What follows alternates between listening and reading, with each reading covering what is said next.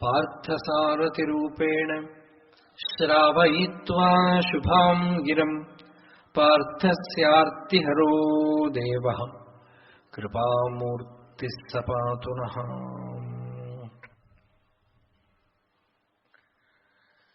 ഭഗവത്ഗീതയിലെ 15-ാമത്തെ അധ്യായം പുരുഷോത്തമ യോഗം. ആ അധ്യായത്തിനെ ഭഗവാൻ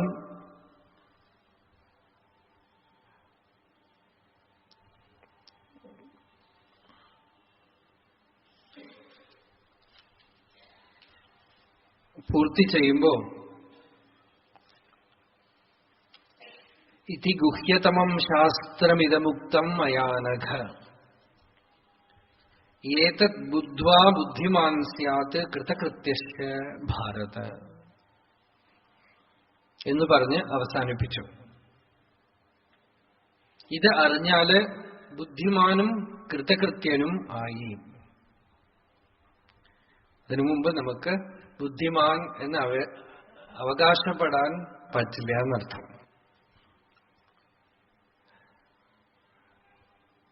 മനുഷ്യന് ഭഗവാൻ ബുദ്ധി കൊടുത്തത്, ഭാഗവതത്തിലൊരു ശ്ലോകമുണ്ട്, ഭഗവാന് എല്ലാ പ്രാണികളെയും സൃഷ്ടിച്ചിട്ട് തൃപ്തി വന്നില്ല എന്നാണ്. സൃഷ്ട്വാ പുരാ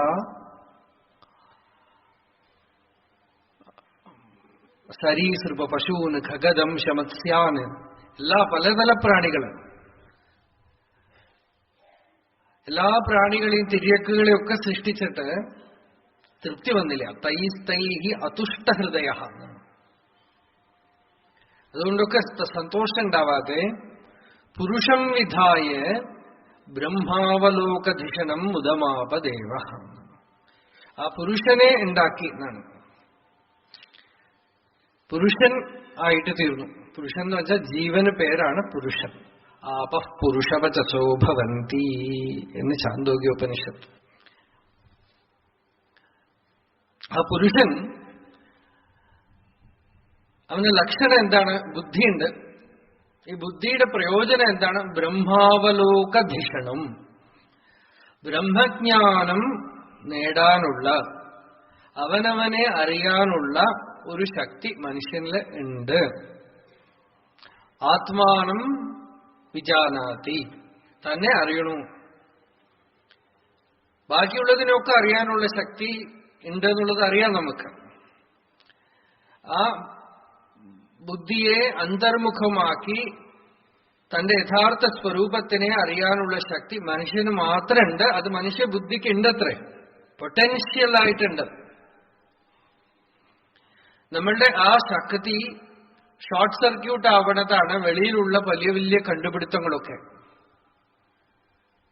സിദ്ധികൾ, സിദ്ധി എന്ന് വെച്ചാൽ സമാധൗ ഉപസർഗാഹ യുത്ഥാനേ സിദ്ധയഃ എന്ന് പതഞ്ജലി യോഗസൂത്രം. ഉള്ളിലേക്ക് പോവേണ്ടത് അവിടെ പോവാതെ പകുതി വഴിയിൽ വെച്ച് പുറത്തേക്ക് വന്നു കഴിഞ്ഞാൽ അതിന് സിദ്ധി എന്ന് പേര്. സിദ്ധി ഒക്കെ തന്നെ സമാധിസ്ഥിതിക്ക് വിഘ്നമായിട്ട് അകമേ ഉള്ളത് പുറമേക്ക് സിദ്ധിയായിട്ട് വരണമെന്നാണ്. അകമയുള്ള പ്രതിബന്ധങ്ങളൊക്കെ തന്നെ, that which is the inner obstacle appears as an occult power outside. ഉള്ളിലെ ഒരു വിഘ്നമാണ്, അത് വെളിയിലെ സിദ്ധിയായിട്ട് തോന്നുന്നു എന്ന് പതഞ്ജലി. അപ്പോ സമാധൗ ഉപസർഗാഹ വ്യുത്ഥാനേ സിദ്ധയ. അപ്പൊ നമ്മളുടെ സയൻസിന്റെ കണ്ടുപിടുത്തങ്ങളും അതുകൊണ്ട് നേടിയെടുക്കുന്നതും ഒന്നും ക്ഷേമത്തിന് കാരണമായിട്ട് തീരണില്ല. പ്രേയസ്, പവർ. ലോകത്തിൽ നമ്മൾ എന്ത് ചെയ്തു കഴിഞ്ഞാലും അവസാനം സ്ഥാനം, മാനം, പണം, പവർ, കംഫർട്ട്സ് ഇതൊക്കെ കൂടും. പക്ഷെ ശാന്തി മാത്രമല്ല അല്ലേ. കോലാഹലം ചെയ്യാൻ ലോകത്തില് ശാന്തി ഒന്നും കിട്ടില്ല. ശ്രേയശ്ച പ്രേയശ്ച മനുഷ്യമേതഃ. ഉപനിഷത്ത് പറഞ്ഞു മനുഷ്യന്റെ മുമ്പിൽ രണ്ടും വരും എന്നാണ്.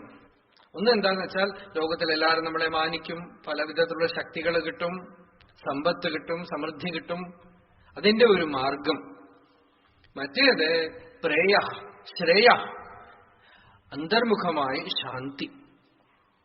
ആത്മജ്ഞാനം ഉണ്ടായ എന്തുണ്ടാവും? ശാന്തി ഉണ്ടാവും. അതിൽ വലിയ കാര്യമൊന്നുമില്ല. വെളിയിൽ എന്തെങ്കിലും പവർ കിട്ടണം എന്നാണ്. ആളുകൾക്ക് സമാധാനമായിട്ടിരിക്കുക എന്ന് പറയുന്നത് വളരെ ലാഘവമായിട്ട് ഉള്ള വിഷയം. ഭഗവാൻ എന്ന് വെച്ചാൽ ആരാ? സമാധാനത്തിന് പേരാണ് ഭഗവാൻ. ശാന്തിയാണ് ഭഗവാന്റെ സ്വരൂപം. ഗീതയിൽ അവസാനമായിട്ട് ഭഗവാൻ പറയാൻ പോണ കാര്യം അർജുനനെല്ലാം പറഞ്ഞു. അവസാനം ഭഗവാൻ പറഞ്ഞു, അർജുന തനിക്ക് എളുപ്പമായിട്ടൊരു കാര്യം ഞാൻ പറഞ്ഞുതരാം. ഈശ്വര സർവഭൂതാനാം ഹൃദ്ദേശേ അർജുന തിഷ്ഠതി. ഹേ അർജുന, ഈശ്വരൻ എല്ലാവരുടെയും ഹൃദയമാകുന്ന സ്പേസിൽ, ദേശത്തില് ഇരിക്കുന്നുണ്ട്. ഭ്രാമയൻ സർവഭൂതാനി യന്ത്രാരൂഢാനിമായി. എല്ലാവരെയും അവരവരുടെ പ്രാരബ്ധത്തിനനുസരിച്ച്, കർമ്മത്തിനനുസരിച്ച് പല സ്ഥലത്തിലേക്കും ചുറ്റിത്തിരിപ്പിച്ചുകൊണ്ട് ഉള്ളിലൊരു മെഷീൻ ഓടിച്ചുകൊണ്ട് അന്തർയാമി ഇരിക്കുന്നുണ്ട്. നിനക്ക് സമാധാനം വേണോ? തമേവ ശരണം ഗച്ഛ. സർവഭാവേന ഭാരത. ആ വാക്കൊക്കെ വളരെ വളരെ പവർഫുള്ളാണ്. സർവഭാവത്തിലും ശരണാഗതി ചെയ്യുന്നു. അപ്പൊ ഇവിടുന്ന് പുറത്തുപോയി സമയത്തിന് ഓട്ടോ കിട്ടിയിട്ടില്ലേ? ഈശ്വരേച്ഛ.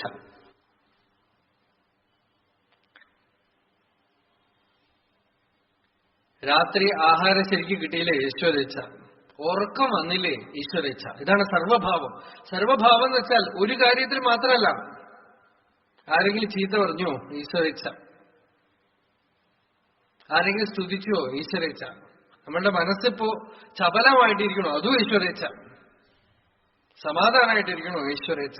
ഒന്നും നമ്മളുടെ റെസ്പോൺസിബിലിറ്റിയിൽ എടുക്കാതെ ഭഗവാന് ഇത് ഓരോന്ന് ചെയ്യണത് ആഹൂതി. ഇങ്ങനെ ഉള്ളില് രഹോയാഗക്രമാരാധ്യാം രഹസ്തർപ്പണതർപ്പിത എന്ന് ലളിതാ സഹസ്രനാമത്തിലെ ഒരു നാമം. ഏത് യാഗമാ ചെയ്യേണ്ടതെന്ന് വെച്ചാൽ ഉള്ളിൽ ഇങ്ങനെ അനുസ്യൂത യാഗം ചെയ്തുകൊണ്ടേയിരിക്കണം എന്നാണ്. ആ യാഗത്തിന് 5 പൈസ ചെലവില്ല. ആ യാഗത്തിന് കാശ് കൊടുക്കണ്ട, ചീട്ടാക്കണ്ട, ക്യൂ നിൽക്കണ്ട, തിരക്ക് കൂട്ടണ്ട. തനിയെ ഇരുന്ന് രഹോയാഗക്രമാരാധ്യ. അടുത്തുള്ള ആൾക്ക് പോലും അറിയില്ല. രഹസ്തർപ്പണതർപ്പിത.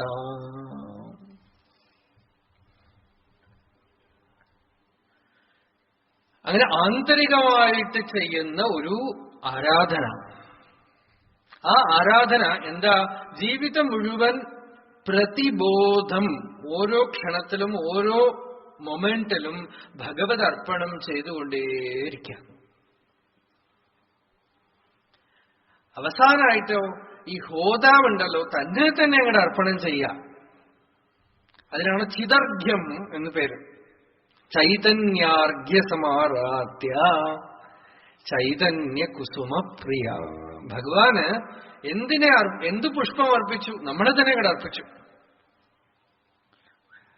നമ്മളെ തന്നെ അർഘ്യമായിട്ട് കൊടുത്തു, നമ്മളെ തന്നെ പുഷ്പമായിട്ട് കൊടുത്തു, നമ്മളെ തന്നെ ഹോമദ്രവ്യമായിട്ട് ഭഗവാൻ അങ്ങോട്ട് കൊടുത്തു കഴിഞ്ഞാൽ പിന്നെ ഭഗവാനേ ഉള്ളൂ, ഞാനില്ല.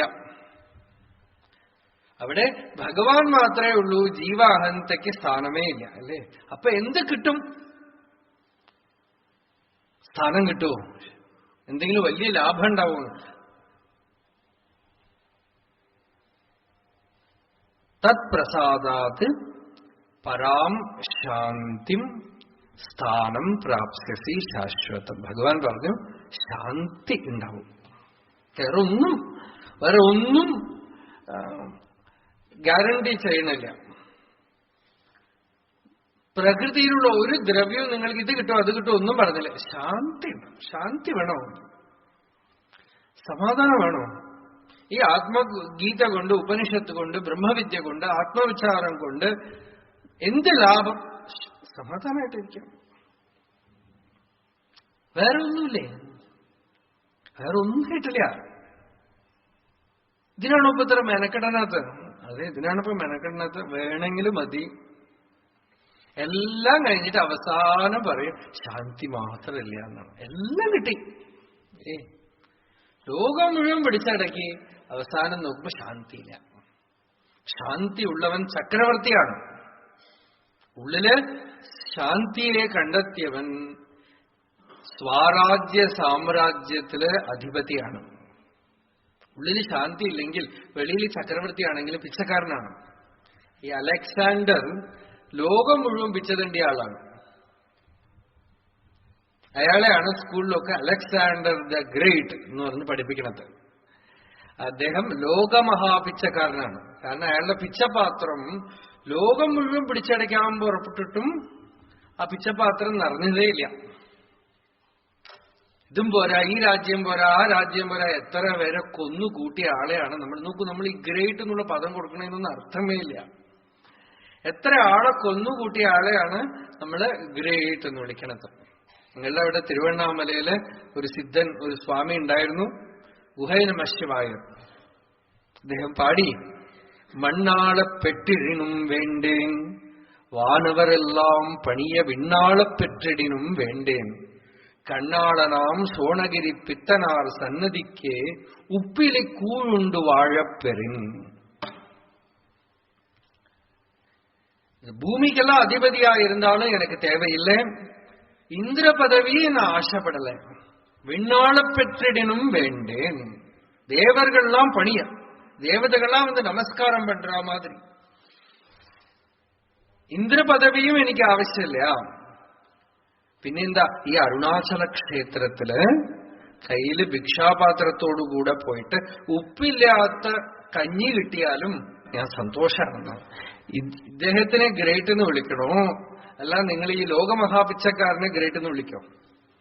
ഇവരൊക്കെ കയ്യില് പിച്ചപാത്രം എടുത്താലും അകമയ്ക്ക് നിറവുണ്ട്. ബാക്കി പലർക്കും അവരുടെ മനസ്സ് തന്നെ ഒരു ഭിക്ഷപാത്രമാണ്. മനസ്സ് തന്നെ ഒരു ഭിക്ഷപാത്രമാണ്. യഥാ സർവേ പ്രമുച്യന്തേ കാമായേസ്യ ഹൃദിശ്രിതാഃ അഥമർത്യോ അമൃതോ ഭവതി അത്ര ബ്രഹ്മ സമശ്നുതേ. ഈ അധ്യാത്മജീവിതം എന്ന് വെച്ചാൽ എന്താ? വളരെ ലളിതാണ്. യഥാ സർവേ പ്രമുച്യന്തേ, ഉള്ളിലുള്ള സകല കാമനകളും ആഗ്രഹങ്ങളും അവസാനിച്ചു, സന്തോഷായി. സന്തുഷ്ടസ്യ നിരീഹസ്യ സ്വാത്മാരാമസ്യ യത് സുഖം. ഭാഗവതം പറഞ്ഞു, എന്തൊരു സുഖം, എന്തൊരു ഒരു നിറവ്. ഇത് എവിടുന്ന് വന്നു എന്ന് വെച്ചാൽ സന്തുഷ്ടസ്യ നിരീഹസ്യ സ്വാത്മാരാമസ്യ യത് സുഖം കുതസ്തത് കാമലോഭേന ധാവതോ ഇതസ്തതഃ അനീശം. ആ നിറഞ്ഞിരിക്കുമ്പോ ഉള്ളിലുള്ളവനുള്ളൊരു സുഖം, ഒരു സന്തോഷം. ആഗ്രഹങ്ങൾ കൊണ്ട് ഇത് വേണം, അത് വേണം, ഇത് കിട്ടിയത് പോരാ, അത് കിട്ടിയത് പോരാ എന്ന് അലഞ്ഞു നടക്കുന്ന ആൾക്ക് എവിടുന്ന് കിട്ടും? കിട്ടിയത് കൊണ്ടൊന്നും തൃപ്തിയില്ലാത്ത ആൾക്ക് ഒരു രാമകൃഷ്ണ പരമഹംസർ ഒരു കഥ പറയും. ഒരു രാജാവിന്റെ അടുത്ത് ഒരു സന്യാസി എന്തോ ചോദിക്കാനായിട്ട് പോയി.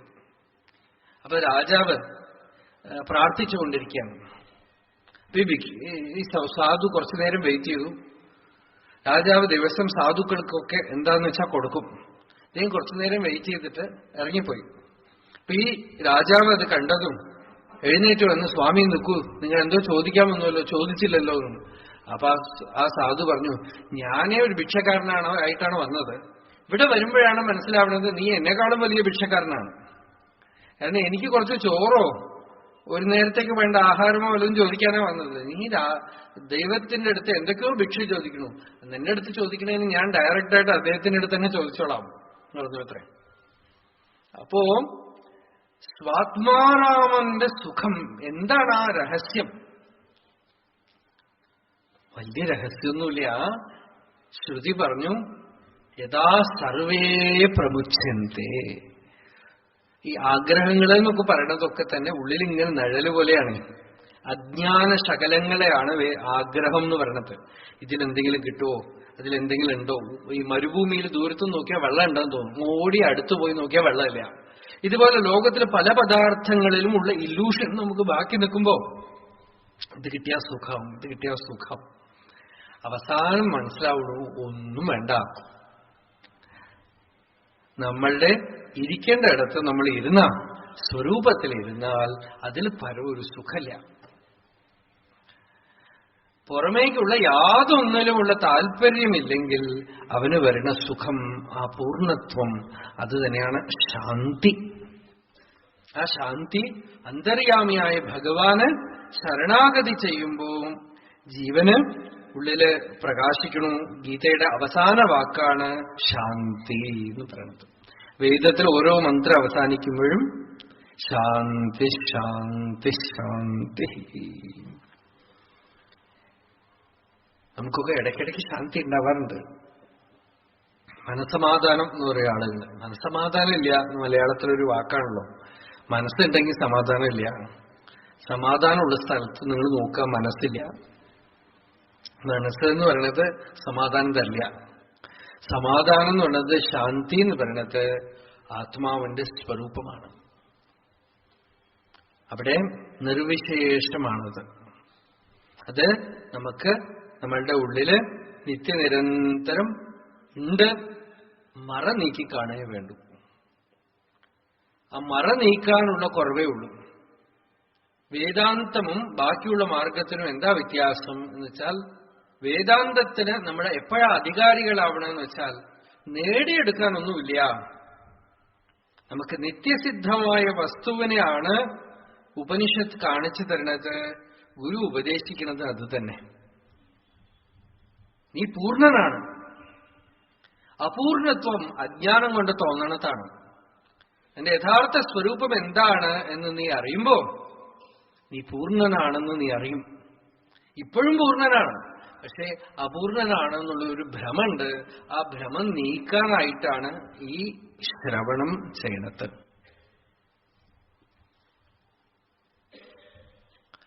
നമ്മൾ മാത്രം ഉള്ളപ്പോ നമ്മൾ പൂർണ്ണരാണ്. അന്യവസ്തു ഉണ്ടെങ്കിൽ അപൂർണത വരും. സുഷുപ്തിയിൽ നമ്മൾ പൂർണ്ണരാണ്. ജാഗ്രതത്തിലും സ്വപ്നത്തിലും ആരും പൂർണ്ണരാവണില്ല. നിങ്ങൾ കണ്ടിട്ടില്ലോ, നിങ്ങളുടെ അനുഭവമാണിത്, എല്ലാവരുടെയും അനുഭവമാണ്. ഉപനിഷത്ത് നമുക്കൊരു കണ്ണാടി വെച്ച് കാണിച്ചു തരുന്ന പോലെ കാണിച്ചു തരുന്ന കാര്യം എന്താണെന്ന് വെച്ചാൽ, സുഷുപ്തിയില് എല്ലാവരും സുഖമായിട്ട് ഒന്നും ആഗ്രഹിക്കണില്ല. ഞാൻ എന്ന് പറയുന്ന അഭിമാനവും ഇല്ല, സുഖമായിട്ട് ഇരുന്നു എന്ന് പറയണു. ഒരു ദിവസമെങ്കിലും ഉറങ്ങി എഴുന്നേറ്റിട്ട് വളരെ ദുഃഖമായിട്ട് ഉറങ്ങി എന്ന് പറഞ്ഞിട്ടില്ല. ജാഗ്രതത്തിൽ ദുഃഖമുണ്ട്, സ്വപ്നത്തിൽ ദുഃഖമുണ്ട്, ഏറ്റവും വലിയ പദവിയിലിരിക്കുന്ന ആൾക്കും ദുഃഖമുണ്ട്.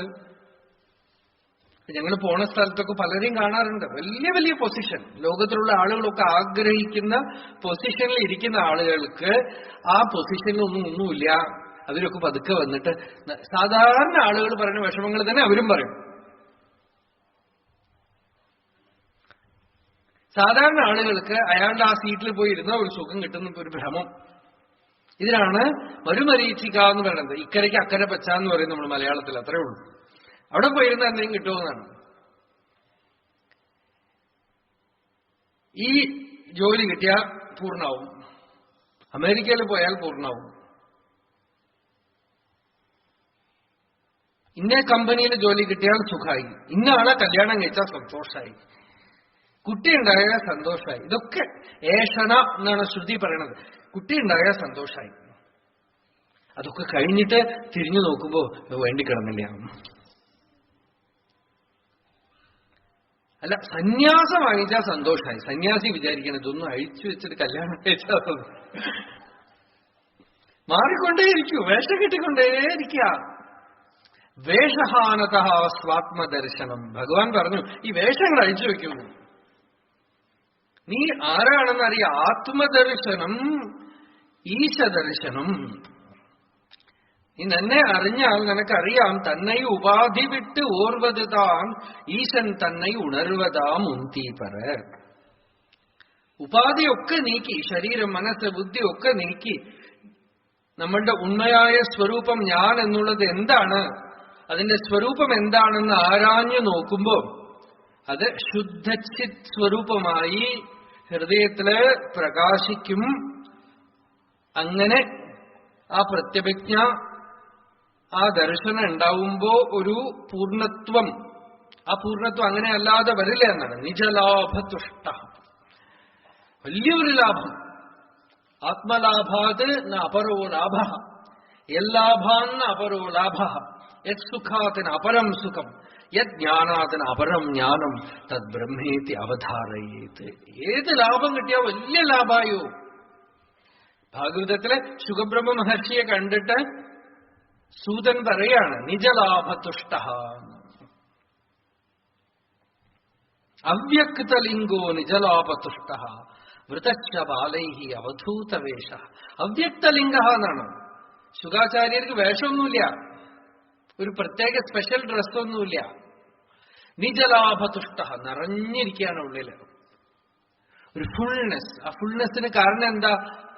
എന്ത് ലാഭം ഉണ്ടായി എന്ന് വെച്ചാൽ തന്നെ തിരിച്ചു കിട്ടി. നിജലാഭതുഷ്ട. ആ നിജലാഭം, ആത്മലാഭം, അതിനെയാണ് ഭഗവാൻ ഗീതയില് നമ്മളുടെ മുമ്പിൽ വെക്കണത്. പുരുഷോത്തമ യോഗം എന്ന് പറഞ്ഞ് നമ്മളൊക്കെ നമ്മുടെ പുരുഷോത്തമനായിട്ട് അറിയണം. അതാണ് ഗുഹ്യതമം ശാസ്ത്രം. ഏതദ് ബുദ്ധ്വാ ബുദ്ധിമാൻ സ്യാത് കൃതകൃത്യ. കൃതകൃത്യനാവുക എന്ന് പറയില്ലേ നമ്മള്, അല്ലേ? ഇനി ഒന്നും ചെയ്യാനില്ല എന്നാണ്, നിറഞ്ഞു.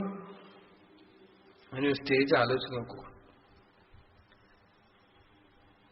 ഇനി സാധാരണ ഒരു ഉദാഹരണം പറയും. ഒരാള് ചോദിച്ചു, ഈ ആത്മസാക്ഷാത്കാരം എന്ന് പറഞ്ഞാൽ എങ്ങനെ ഉണ്ടാവും? അപ്പൊ തോന്നിയ ഒരു ഉദാഹരണം, ഈ സ്കൂൾ പൂട്ടിക്കഴിയുമ്പോൾ, ഞങ്ങൾക്കൊക്കെ ഉണ്ടായിരുന്നു, ഇപ്പോഴത്തെ കുട്ടികളൊക്കെ കുറച്ച് വ്യത്യാസമാണ്. ഈ സ്കൂൾ പൂട്ടുന്ന ദിവസം വൈകുന്നേരത്തൊരു സുഖമുണ്ട്.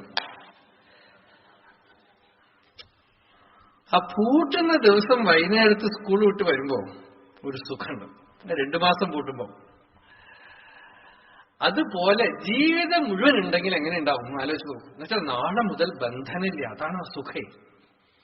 നാളെ മുതൽ, അല്ലെങ്കിൽ ഇപ്പൊ പോയി കഴിഞ്ഞാൽ ആരും ഒന്നും പറയില്ല. പഠിക്കൂ എന്ന് പറയുന്നില്ല, സ്കൂളിൽ പോകും, ഹോംവർക്ക് ചെയ്യൂ, ഒന്നും പറയാനില്ല. ആ ബന്ധനത്തിൽ നിന്ന് വിട്ടതിന്റെ സുഖമാണ്, അല്ലാതെ ഈ സ്കൂൾ പൂട്ടിയതിന്റെ സുഖമല്ല. ആ ബന്ധനത്തിൽ നിന്ന് വിട്ടുപോയപ്പോ ഒരു സുഖം, അല്ലേ? അതുപോലെ ജ്ഞാനിക്കും ഈ സുഖം, സ്വാത്മാരാമന് ഉണ്ടാവുന്ന സുഖമുണ്ടല്ലോ, ആ സുഖത്തിന് കാരണം എന്താന്ന് വെച്ചാൽ ഇനി മേലാൽ അവനെ ശാസിക്കാൻ ഒരു ശക്തിയുമില്ല. ഈശ്വരൻ പോലുമില്ല. എന്താന്ന് വെച്ചാൽ ഈശ്വരനോട് ഒന്നു ചേർന്ന് പെർഫെക്റ്റ് ഓർഡറിലായി. അതുകൊണ്ട് ഈശ്വരനിൽ നിന്ന് ഭിന്നമായി അവനൊരു വ്യക്തിത്വമേ ഇല്ല. ഈശ്വരനേ ഉള്ളൂ. സർവസ്വതന്ത്രം, ദ ഗ്രേറ്റ് റിലീസ്. ശാന്തിം നിർവാണപരമാം മത്സംസ്ഥാമധിഗച്ഛതി എന്നാണ് ഭഗവാൻ. നിർവാണപരമാം ശാന്തിം. അങ്ങനെ എല്ലാ ബന്ധങ്ങളുടെ കെട്ടൊക്കെ ഭിദ്യതേ ഹൃദയഗ്രന്ഥി ഛിദ്യന്തേ സർവസംശയാഹ ക്ഷീയന്തേ ച അസ്യ കർമാണി.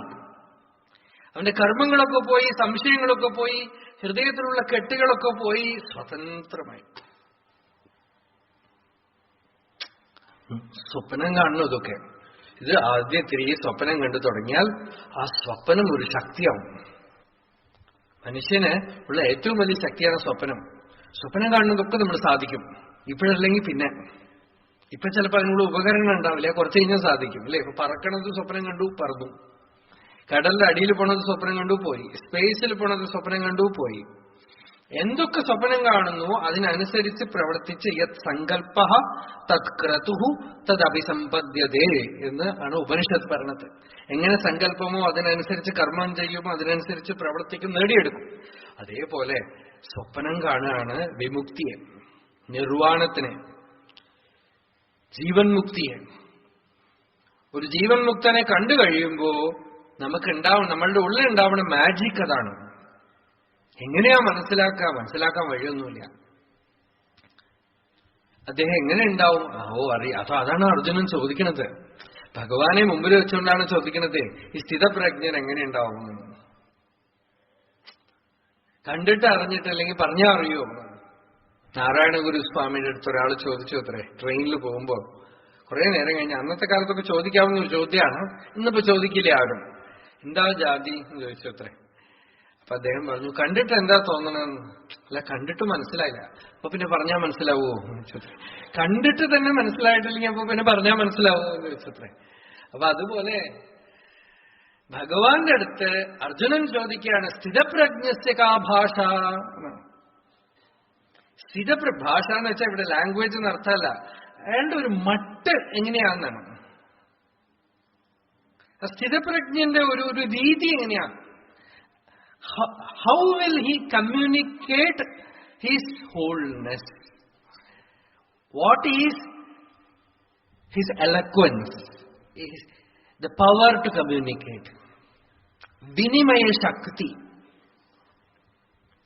മനസ്സിലാക്കണമെങ്കിൽ നമ്മൾക്ക് കുറച്ച് യോഗ്യത വേണം അല്ലേ? ശങ്കരാചാര്യരുടെ ഒരു ചെറിയ കഥ പറയുന്നുണ്ട്. ബാധ്വൻ എന്നൊരു ഗുരു, പൂർണ്ണ ജ്ഞാനി. ആ ജ്ഞാനിയുടെ ആശ്രമത്തിലേക്ക് ബാഷ്കലി എന്ന് പറയുന്ന ഒരു യുവാവ് ചെല്ലാണ്. ചെന്നിട്ട് ഗുരുവിന്റെ അടുത്ത് ചെന്ന് പറഞ്ഞു, ഭഗവൻ എനിക്ക് ആത്മോപദേശം ചെയ്യണം എന്ന് പറഞ്ഞു. ഗുരു ഒന്നും പറഞ്ഞില്ല. ഇയാള് വിട്ടില്ല. ഇയാള് 1 വർഷക്കാലം ഗുരുവിന്റെ കൂടെ സേവ ചെയ്തും പലതരത്തിലുള്ള പണി ചെയ്തു കൊടുത്തുകൊണ്ടൊക്കെ കഴിഞ്ഞു. അപ്പൊ കാര്യമായി സാധാരണ കാര്യങ്ങളൊക്കെ ഗുരു പറഞ്ഞിട്ടുണ്ടാവും. ഊണ് കഴിച്ചോ ചോദിച്ചിട്ടുണ്ടാവും. ഈ പണി ചെയ്യൂ, അത് ചെയ്യൂ, ഇത് ചെയ്യൂ പറഞ്ഞിട്ടുണ്ടാവുമായിരിക്കും. 1 വർഷം ഇങ്ങനെ കഴിഞ്ഞു. 1 വർഷം കഴിഞ്ഞപ്പോ ഈ ബാധ്വന്റെ അടുത്ത് ബാഷ്കലി ചെന്ന് ചോദിക്കുകയാണ്, ഭഗവൻ ഞാൻ ഇത്ര കാലമായിട്ട് അങ്ങയുടെ അടുത്ത് നിന്നു, അങ്ങ് ഒന്നും പറഞ്ഞില്ലല്ലോ എന്ന്. അപ്പൊ ബാഷ്കലി പറയാണ്, ഞാൻ നിർത്താതെ പറയായിരുന്നു, നീ മനസ്സിലാക്കിയില്ല എന്ന്. ബ്രൂമഹാ ഖലു ത്വം തു ന വിജാനാസി അവചനേനൈവ ബ്രഹ്മപ്രോവാച. പറയാതെ പറഞ്ഞു എന്നാണ്. തമിഴിലെ തായ്മാൻ ഒരു പാട്ട് ചൊല്ലാമൽ ചൊല്ലി. ഭഗവാൻ അക്ഷരമണമാലയിലും ചൊല്ലാമൽ ചൊല്ലി ചൊല്ലരനിൽ என்று சும்மா இருந்தாய் அருணாச்சலம். அருணாச்சலேஸ்வரன் எப்படி உபதேசம் பண்ணினார் அப்படின்னு பகவான் சொல்றார். சொல்லாமல் சொல்லி, வாயால திறந்து பேசல.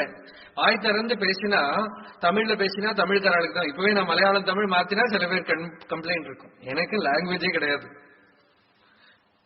இங்க ஏன்னா இப்ப கொஞ்சம் 2மா பேசிக்கலாமோ இல்லையோ, சில பேர்லாம் கொஞ்சம் தமிழ்ல சொல்லுங்கோ அப்படின்னு கேட்கறேன். அதனால நான் நடுப்புல மாத்திக்கிறேன். சொல்லாமல் சொல்லி. மலையா இருந்தால் மலையாளத்துல பேசினா மலையாளிகளுக்கு தான் புரியும், தமிழ்ல பேசினா தமிழ்காரர்களுக்கு தான் புரியும். மௌனமா இருந்தா எல்லாருக்கும் புரியும்.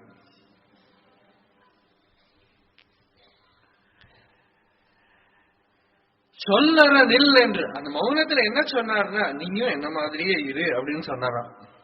சும்மா இருந்தாய் அருணாச்சலம், சும்மா இருந்தாய், മൗനമായിട്ട് ഇരുന്നു. ആ മൗനോപദേശം ഉണ്ടല്ലോ, ദക്ഷിണാമൂർത്തിയുടെ സമ്പ്രദായം. ഇറ്റേണൽ എലക്വൻസ്, അൺഇന്ററപ്റ്റഡ് എലക്വൻസ്, വിച്ഛിത്തിയില്ലാത്ത വിനിമയം. ആ വിനിമയ ശക്തി ഗുരുവിന് ജ്ഞാനിയുടെ ലാംഗ്വേജാണ്, അലൗകിക ഭാഷ. ശാസ്ത്രകാരന്മാരൊക്കെ പറയണത് അലൗകിക ഭാഷയാണ് ഈ മൗനം. അതിന് വാക്കുകൊണ്ട് പറയണമെന്നൊന്നുമില്ല. It's entire being is an eloquence. ശബ്ദബ്രഹ്മമയമാണ്. ജ്ഞാനിയുടെ ശരീരം എന്ന് പറയുന്നത് തന്നെ ശബ്ദബ്രഹ്മമയമാണ്. ജ്ഞാനിയുടെ ശരീരം എന്ന് പറയുന്നത് തന്നെ ജ്യോതിയാണ്. ജ്ഞാനിയുടെ ശരീരം എന്ന് പറയുന്നത് തന്നെ ആനന്ദമാണ്. അവിടെ വിച്ഛിത്തിയില്ലാത്ത വിനിമയം നടന്നുകൊണ്ടേയിരിക്കും. എന്തെങ്കിലും പറഞ്ഞു തന്നെ അറിയിക്കണം എന്നില്ല. അനുസ്യൂതം അവിച്ഛിന്നമായ പ്രഭാഷണമാണ് മൗനം.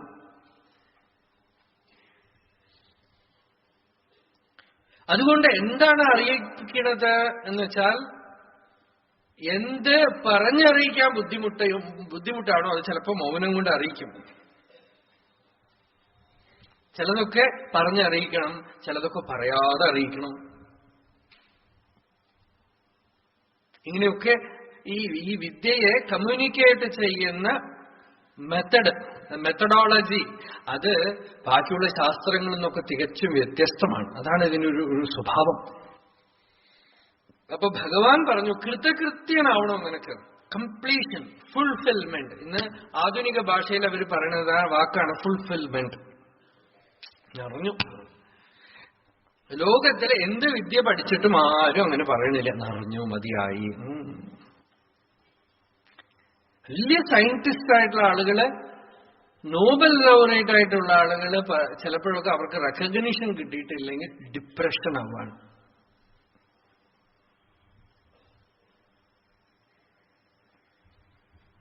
തൃപ്തി വരണം. ആ തൃപ്തി എവിടെ നിന്ന് വരണോ?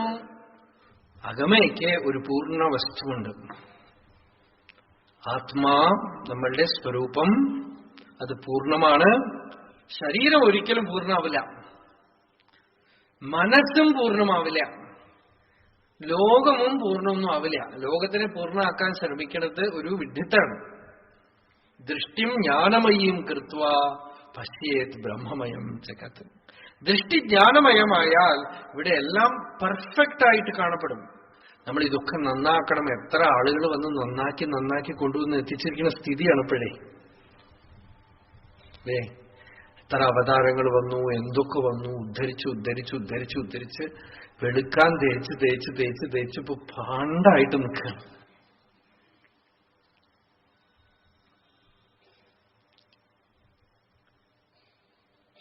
ഇവിടെ നന്നാക്കാനൊന്നുമില്ല, പൂർണ്ണമായൊരു വസ്തു ഉള്ളിലുണ്ട്. ആ വസ്തുവിനെ വേണ്ട വിധത്തില് അറിഞ്ഞാൽ മാത്രം മതി. അതാണ് ശാസ്ത്രം എന്ന് ഭഗവാൻ പറഞ്ഞു. ഈ അധ്യായ അവസാനത്തിലും ഭഗവാൻ പറയുന്നു ശാസ്ത്രം പ്രമാണം തേ. ഈ അധ്യായത്തിൽ അവസാനത്തെ ശ്ലോകാണ്. ശാസ്ത്രമാണ് അർജുന പ്രമാണം. ഗുഹ്യതമം ശാസ്ത്രം, വളരെ രഹസ്യമായ ഒരു ശാസ്ത്രം ഞാൻ പറഞ്ഞു. ഏതത് ബുദ്ധ്വ, ഇതിനെ നല്ലവണ്ണം നീ അറിഞ്ഞാൽ കൃതകൃത്യശ്ച ഭാരത, you will be fulfilled, whole. നീ പൂർണ്ണമാവും, സന്തോഷാവും. പൂർണ്ണമാവും എന്ന് വെച്ചാൽ എന്താവും അതൊന്നും പറയാൻ പറ്റില്ല. നീ ചെരുപ്പ് കുത്തിയായിരിക്കും, നീ പലതരക്ക് കച്ചവടക്കാരനായിരിക്കും, നീ IT കമ്പനിയിൽ ജോലിയായിരിക്കും, അടുക്കള പണിയായിരിക്കും, പക്ഷെ പൂർണ്ണനാവും. എത്രയോ മഹാത്മാക്കളെ, കബീർ ജീവിതം മുഴുവൻ തുണി നെയ്ത്തായിരുന്നു. അവസാന കാലത്ത് വലിയ വലിയ രാജാക്കന്മാരൊക്കെ വന്ന് പറയും, ഇനി എന്തിനാ അങ്ങ് ജോലി ചെയ്യണം, ഞങ്ങൾ എന്ത് വേണമെങ്കിൽ ചെയ്തുതരാം. ഇതെന്റെ ധർമ്മമാണ്, ഞാൻ തുണി നെയ്യൊന്നുമല്ല, ഞാൻ എന്താണ്, ഇത് മുഴുവൻ എന്റെ ആനന്ദത്തിന്റെ പ്രകടനമാണ്. ഈ ശരീരത്തിന്റെ പണിയാണ്, അത് ചെയ്തുകൊണ്ടിരിക്കണം. കബീർ ജീവിതം മുഴുവൻ തുണി നെയ്ത്ത് ചെയ്തു. രൈദാസ് എന്ന് പറഞ്ഞൊരു മഹാത്മാ ഉണ്ടായിരുന്നു, ചെരുപ്പ് കുത്തിയാണ്, ജീവിതം മുഴുവൻ ചെരുപ്പ് കുത്തലായിരുന്നു. എനിക്ക് ആത്മസാക്ഷാത്കാരം ഉണ്ടായിക്കഴിഞ്ഞു, അതുകൊണ്ട് ഞാൻ ഇനി ഒരു ആശ്രമം സ്ഥാപിക്കാൻ പോകുന്നൊന്നും പുറപ്പെട്ടില്ല.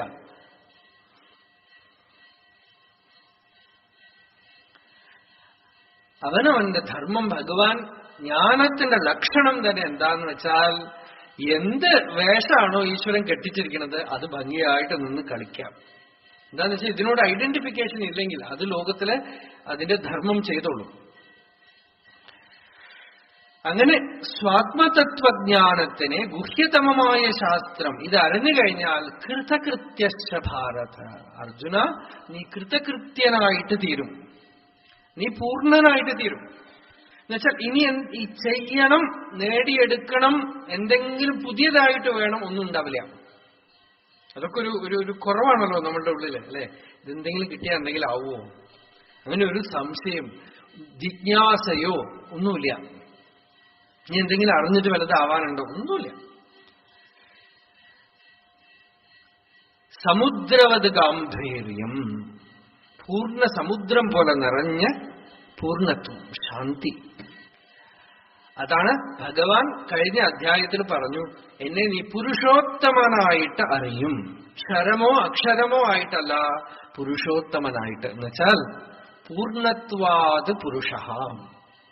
ഇവിടെ സത്യം അറിഞ്ഞ ആൾക്ക് ഇവിടെ ഭഗവാനല്ലാതെ ഒന്നുമില്ല. പുരുഷ ഏവേദം വിശ്വം കർമ്മ തപോ ബ്രഹ്മ പരാമൃതം ഏതദ്യോ വേദ നിഹിതം ഗുഹായാം സോ വിദ്യാഗ്രന്ഥിം വികരതീഹ സൗമ്യ.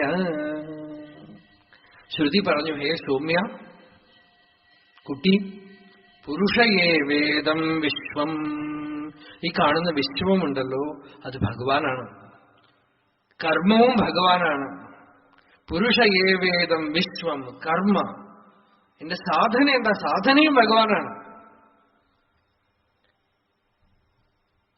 അമൃതത്വവും ഭഗവാനാണ്. ഇവിടെ കാണുന്നത് ഭഗവാനല്ലാതെ ഒന്നുമില്ല എന്നറിഞ്ഞ് അദ്വൈതാത്മജ്ഞാനനിഷ്ഠന് അവന് ഇനി ഒരു സാധന ചെയ്യാനൊന്നുമില്ല. ഭഗവാൻ രമണ മഹർഷിയെ കണ്ടവരൊക്കെ പറഞ്ഞിട്ടുള്ള കാര്യമാണ്, അദ്ദേഹത്തിന് പ്രത്യേക ഒരു സമയത്തിൽ അനുഷ്ഠാനം അങ്ങനെയൊന്നുമില്ല. ഇന്ന സമയത്തിൽ അനുഷ്ഠാനം, ഇന്ന സമയത്തിൽ പൂജ അങ്ങനെയൊന്നുമില്ല. 24 മണിക്കൂറും അനുഷ്ഠാനാണ്. അനുഷ്ഠാനം എന്നുള്ളതിന് ഒരിടത്ത് ഒരു ഭാഷ്യകാരൻ പറയുന്ന അർത്ഥം അഭിച്ഛിന്നേന സ്വരൂപേ സ്ഥാനം സ്ഥിതി അനുഷ്ഠാനം എന്നാണ്. വിച്ഛിത്തിയില്ലാതെ ആത്മനിഷ്ഠയാണ്, ആത്മാനുഭവമാണ്. അപ്പോ അനുഷ്ഠാനം കൊണ്ടൊക്കെ എന്താണോ സിദ്ധിക്കേണ്ടത്, കുറെ നേരം ജപിച്ചിട്ട് ഏതൊരു സ്വരൂപത്തിൽ നിൽക്കണോ ആ സ്വരൂപത്തിൽ നിന്ന് പുറത്തേക്കേ വരാത്ത ആൾക്ക് പിന്നെ ഒന്നും ചെയ്യാനും പറ്റില്ല. ഒരു ജപിക്കാനോ അനുഷ്ഠാനം പൂജ ചെയ്യാനോ ഒന്നും. എന്നുവെച്ചാൽ നിരന്തര തപസ്സാണ്, വിച്ഛിത്തിയില്ലാത്ത തപസ്സാണ്. ഒരു മണിക്കൂർ 2 മണിക്കൂറുള്ള തപസ്സല്ല.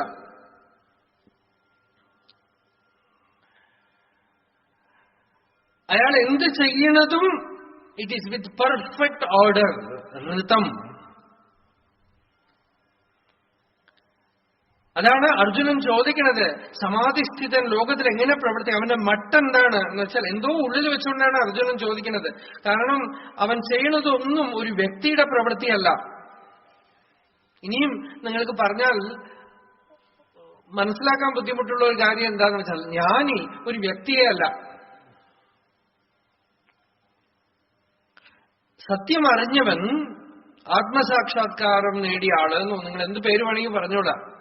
യോഗിന്നോ ഗുണാതീതെന്നോ അല്ലെങ്കിൽ പൂർണ്ണപുരുഷനെന്നോ അല്ലെങ്കിൽ ഭഗവാൻ പറഞ്ഞ സ്ഥിതപ്രജ്ഞ എന്തോ പേര് പറയൂ നിങ്ങൾ. ആ ഏതോ ഒരു ഐഡിയൽ ശ്രുതി പറയണുണ്ടല്ലോ, അതിലിരിക്കുന്ന ആള് മറ്റുള്ളവരുടെ ദൃഷ്ടിയിൽ എല്ലാരെ പോലെ തോന്നിയാലും അയാളുടെ ഉള്ളിൽ എന്തൊക്കെയാ വിശേഷം ഉണ്ടെന്ന് വെച്ചാൽ അയാൾക്ക് ബുദ്ധിയില്ല, അയാൾക്ക് മനസ്സില്ല, അയാൾക്ക് അഹങ്കാരമില്ല. അയാൾക്ക് ഒരേ ഒരു വസ്തുവേ ഉള്ളൂ. അത് ചിലപ്പോ ബുദ്ധി പോലെ നമ്മൾ കാണുമ്പോൾ ചിലപ്പോൾ ബുദ്ധി പോലെ തോന്നും, മനസ്സ് പോലെ തോന്നും, അഭിമാനം പോലെയൊക്കെ തോന്നും. പക്ഷെ അതൊരു സിംഗിൾ ഫോഴ്സാണ്. അതില് ആ വസ്തു മാത്രമേ അയാളുടെ അനുഭവത്തിലുള്ളൂ. ഇങ്ങനെയൊക്കെ പറഞ്ഞപ്പോ എങ്ങനെ മനസ്സിലാവും? ഇതാണ് ഒരു അലൗകിക ഭാഷയാണ്. ഈ വിദ്യയെ ഇങ്ങനെ കമ്മ്യൂണിക്കേറ്റ് ചെയ്യാൻ പറ്റുള്ളൂ, അലൗകിക ഭാഷ. അപ്പോ അതുകൊണ്ടാണ് അർജുനൻ കാ ഭാഷ എന്ന് ചോദിക്കുന്നത്. ജീവൻ മുക്തൻ സ്ഥിതപ്രജ്ഞൻ നമ്മൾക്ക് എങ്ങനെ പറഞ്ഞു തരും? സ്ഥിതപ്രജ്ഞസ്യ കാ ഭാഷ, സമാധിസ്ഥസ്യ കാ ഭാഷ. അപ്പൊ ഭഗവാൻ നേരിട്ടൊന്നും പറഞ്ഞില്ല. പ്രജഹാതി യഥാ കാമാൻ സർവാൻ പാർത്ഥ മനോഗത. അവന് മനസ്സെന്ന് പറയുന്ന ഒരു സാധനമല്ലേ അർജുന. ആത്മന്യേവ ആത്മന, ഒരേ ഒരു കാര്യം നിശ്ചയം, അവൻ പൂർണ്ണമാണ്. അവന്റെ ഉള്ളിൽ ഡിവിഷനേ ഇല്ല, പരിമിതിയേ ഇല്ല. എല്ലയറത്താനൊളിരും നമ്മുടെ ഭഗവാൻ உள்ளதினாற்பதுல சொல்றார், அவனோட ஆத்மா எப்படி இருக்கு அப்படின்னா எல்லையற ஒளிரும், ஆகாசம் போல இருக்கு. He is not an intellectual, he is intelligence. രണ്ടിനും വലിയ വ്യത്യാസമുണ്ട്. ഒന്ന് അലയാണ്, ഒന്ന് കടലാണ്. ഇന്റലക്ട് എന്ന് പറയുന്നത് അലയാണ്, ഇന്റലിജൻസ് എന്ന് പറയുന്നത് കടലാണ്. ബുദ്ധി എന്ന് പറയുന്നത് ഒരു തരംഗം പോലെ, ഒരു കുമിള പോലെയാണ്. ജ്ഞാനം, പ്രജ്ഞാനം എന്ന് പറയുന്നത് സമുദ്രമാണ്. ജ്ഞാനിയുടെ അറിവ് സമുദ്രസ്ഥാനീയമാണ്. ആകാശകൽപ്പജ്ഞാനം എന്നാണ് ശങ്കരാചാര്യര് ഭാഷ്യത്തിലൊക്കെ പറയുന്നത്. ആകാശകൽപ്പജ്ഞാനം ജ്ഞാനേന ആകാശകൽപ്പേന ധർമാണിയോ ഗഗനോപമാൻ ജ്ഞേയ അഭിന്നേന സമ്പുദ്ധ. അറിയണ ടെക്നിക്ക് തന്നെ ഒന്ന് വേറെയാണെന്നാണ്. നമ്മൾക്ക് ഇപ്പൊ കെമിസ്ട്രി പഠിക്കുമ്പോ student will not become hydrogen to learn hydrogen. ഹൈഡ്രജനെ കുറിച്ച് അറിയാൻ പഠിക്കണവൻ ഹൈഡ്രജൻ ആവുമോ? ഓക്സിജനെ കുറിച്ച് പഠിക്കുമ്പോ പഠിക്കണവൻ ഓക്സിജൻ ആവുമോ? ഇല്ല. പക്ഷെ ഈ ബ്രഹ്മവിദ്യയില് ജ്ഞേയ അഭിന്നേന സംബുദ്ധ, അറിയണവൻ അറിയണ വസ്തുവിൽ നിന്ന് തിരിഞ്ഞു നിന്നിട്ടേ അറിയണില്ല. അപ്പോഴല്ലേ ഒരു വസ്തുവിനെ ശരിക്കും അറിയാൻ പറ്റുള്ളൂ. ഇപ്പൊ എന്നെ നിങ്ങൾക്ക് അറിയണമെങ്കിൽ എന്ത് തന്നെ നിങ്ങൾ മനസ്സിലാക്കിയാലും തെറ്റായിരിക്കും. എപ്പൊ ഞാനാവണോ അപ്പോഴേ നിങ്ങൾക്ക് അറിയാൻ പറ്റും. ജ്ഞേയ അഭിന്നേന സംബുദ്ധ, രണ്ടായിട്ട് നിന്ന ഒന്നിനെ കുറിച്ചുള്ള അറിവ് ഉണ്ടാവില്ല. ജ്ഞേയ അഭിന്നനായി അറിയണു ഈ മുക്തപുരുഷൻ. അങ്ങനെയുള്ള ആകാശകൽപ്പജ്ഞാനം എന്ന് പറഞ്ഞു. ഇതിനെയാണ് അറിഞ്ഞു കഴിഞ്ഞാൽ കൃത്യനായി അർച്ചന. ഇതാണ് പുരുഷോത്തമ യോഗം എന്ന് ഭഗവാൻ പറഞ്ഞു. അങ്ങനെ അറിയുമ്പോൾ സംസാരം നിവൃത്തമാവണം. സംസാരം എങ്ങനെ നിവൃത്തമാവണം? ഇവിടെ തന്നെ ഇഹ ഇവ തൈർജിത സർഗ, അവര് ഇവിടെ തന്നെ സർഗത്തിനെ ജയിച്ചു, സംസാരത്തിനെ ഇല്ലാതാക്കി തീർത്തു എന്ന് ഭഗവാൻ പറഞ്ഞു. ഇവിടെ തന്നെ എങ്ങനെയാ അത് സാധ്യമാവണത്? എങ്ങനെയാ സാധ്യമായത് എന്ന് വെച്ചാൽ അന്യമില്ലാതാക്കി തീർത്തു. സംസാരം എന്ന് പറഞ്ഞൊന്നുണ്ടെങ്കിലല്ലേ ഭഗവാനേ ഉള്ളൂ. ബ്രഹ്മചിത് ബ്രഹ്മഭുവനം ബ്രഹ്മഭൂത പരമ്പരാ ബ്രഹ്മാഹം ബ്രഹ്മമത് ശത്രു ബ്രഹ്മമത് മിത്രബാന്ധവാ. പ്രഹ്ലാദൻ ഭാഗവതത്തിൽ പറയുന്നു ഭഗവാനെ എല്ലാം അങ്ങാണെന്നാണ്. പ്രഹ്ലാദന് തൂണിൽ മാത്രമൊന്നുമല്ല നരസിംഹസ്വാമി. പ്രഹ്ലാദന് സർവത്ര നരസിംഹസ്വാമിയാണ്, സർവത്ര ഭഗവാനാണ്. നരസിംഹമായിട്ട് ഭഗവാൻ വന്നത് പ്രഹ്ലാദന് വേണ്ടിയിട്ടൊന്നുമല്ല, ഹിരണ്യകശിപുവിന് വേണ്ടിയിട്ടാണ്. ഭാഗവത്തിലെ വ്യാഖ്യാനത്തിൽ ഒരു ചെറിയ അഭിപ്രായം എന്താന്ന് വെച്ചാൽ, സത്യം വിധാതും നിജഭൃത്യ ഭാഷിതം. നിജഭൃത്യൻ പ്രഹ്ലാദനല്ല അവിടെ, ഹിരണ്യകശിപു ഭഗവാന്റെ ഭൃത്യനാണല്ലോ അല്ലേ, പഴയ ജോലിക്കാരനാണ്. അപ്പൊ അയാളാണ് ചോദിച്ചത് തൂണിന്നൊന്ന് വരുമോ എന്ന് ചോദിച്ചത്, അല്ലാതെ പ്രഹ്ലാദനല്ല.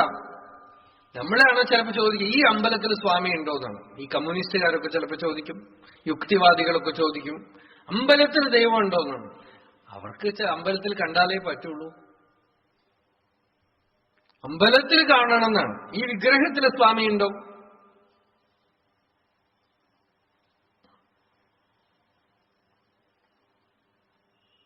ത്വം വായുരഗ്നിരവനിർവിയദംബുമാത്രാ പ്രാണേന്ദ്രിയാണി ഹൃദയം ചിദനുഗ്രഹശ്ച സർവം ത്വമേവ സഗുണോ വിഗുണശ്ച ഭൂമൻ നാന്യത്വദസ്തി യദ്മനോ വചസാ നിരുക്തം. പ്രഹ്ലാദന്റെ ജ്ഞാനം അങ്ങനെയാണ്.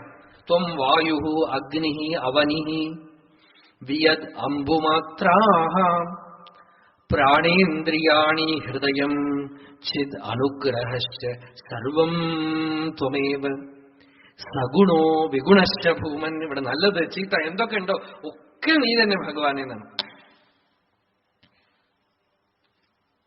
ന അന്യത്വദസ്തി യത് മനോ, മനസ്സുകൊണ്ടോ വാക്കുകൊണ്ടോ ഇന്ദ്രിയങ്ങൾ കൊണ്ടോ നിരൂപണം ചെയ്യപ്പെടുന്നതിലൊന്നും തന്നെ ഭഗവാൻ അല്ലാതെ ഇവിടെ വേറെ ഒന്നും കാണാനില്ല. സർവം ഹരി, ഹരിയാണ് എവിടെയും. എന്തൊരു ആനന്ദം അല്ലേ. ഹിരണ്യകശിപാണ് ചോദിക്കുന്നത് തൂണിലുണ്ടോ എന്നാണ്.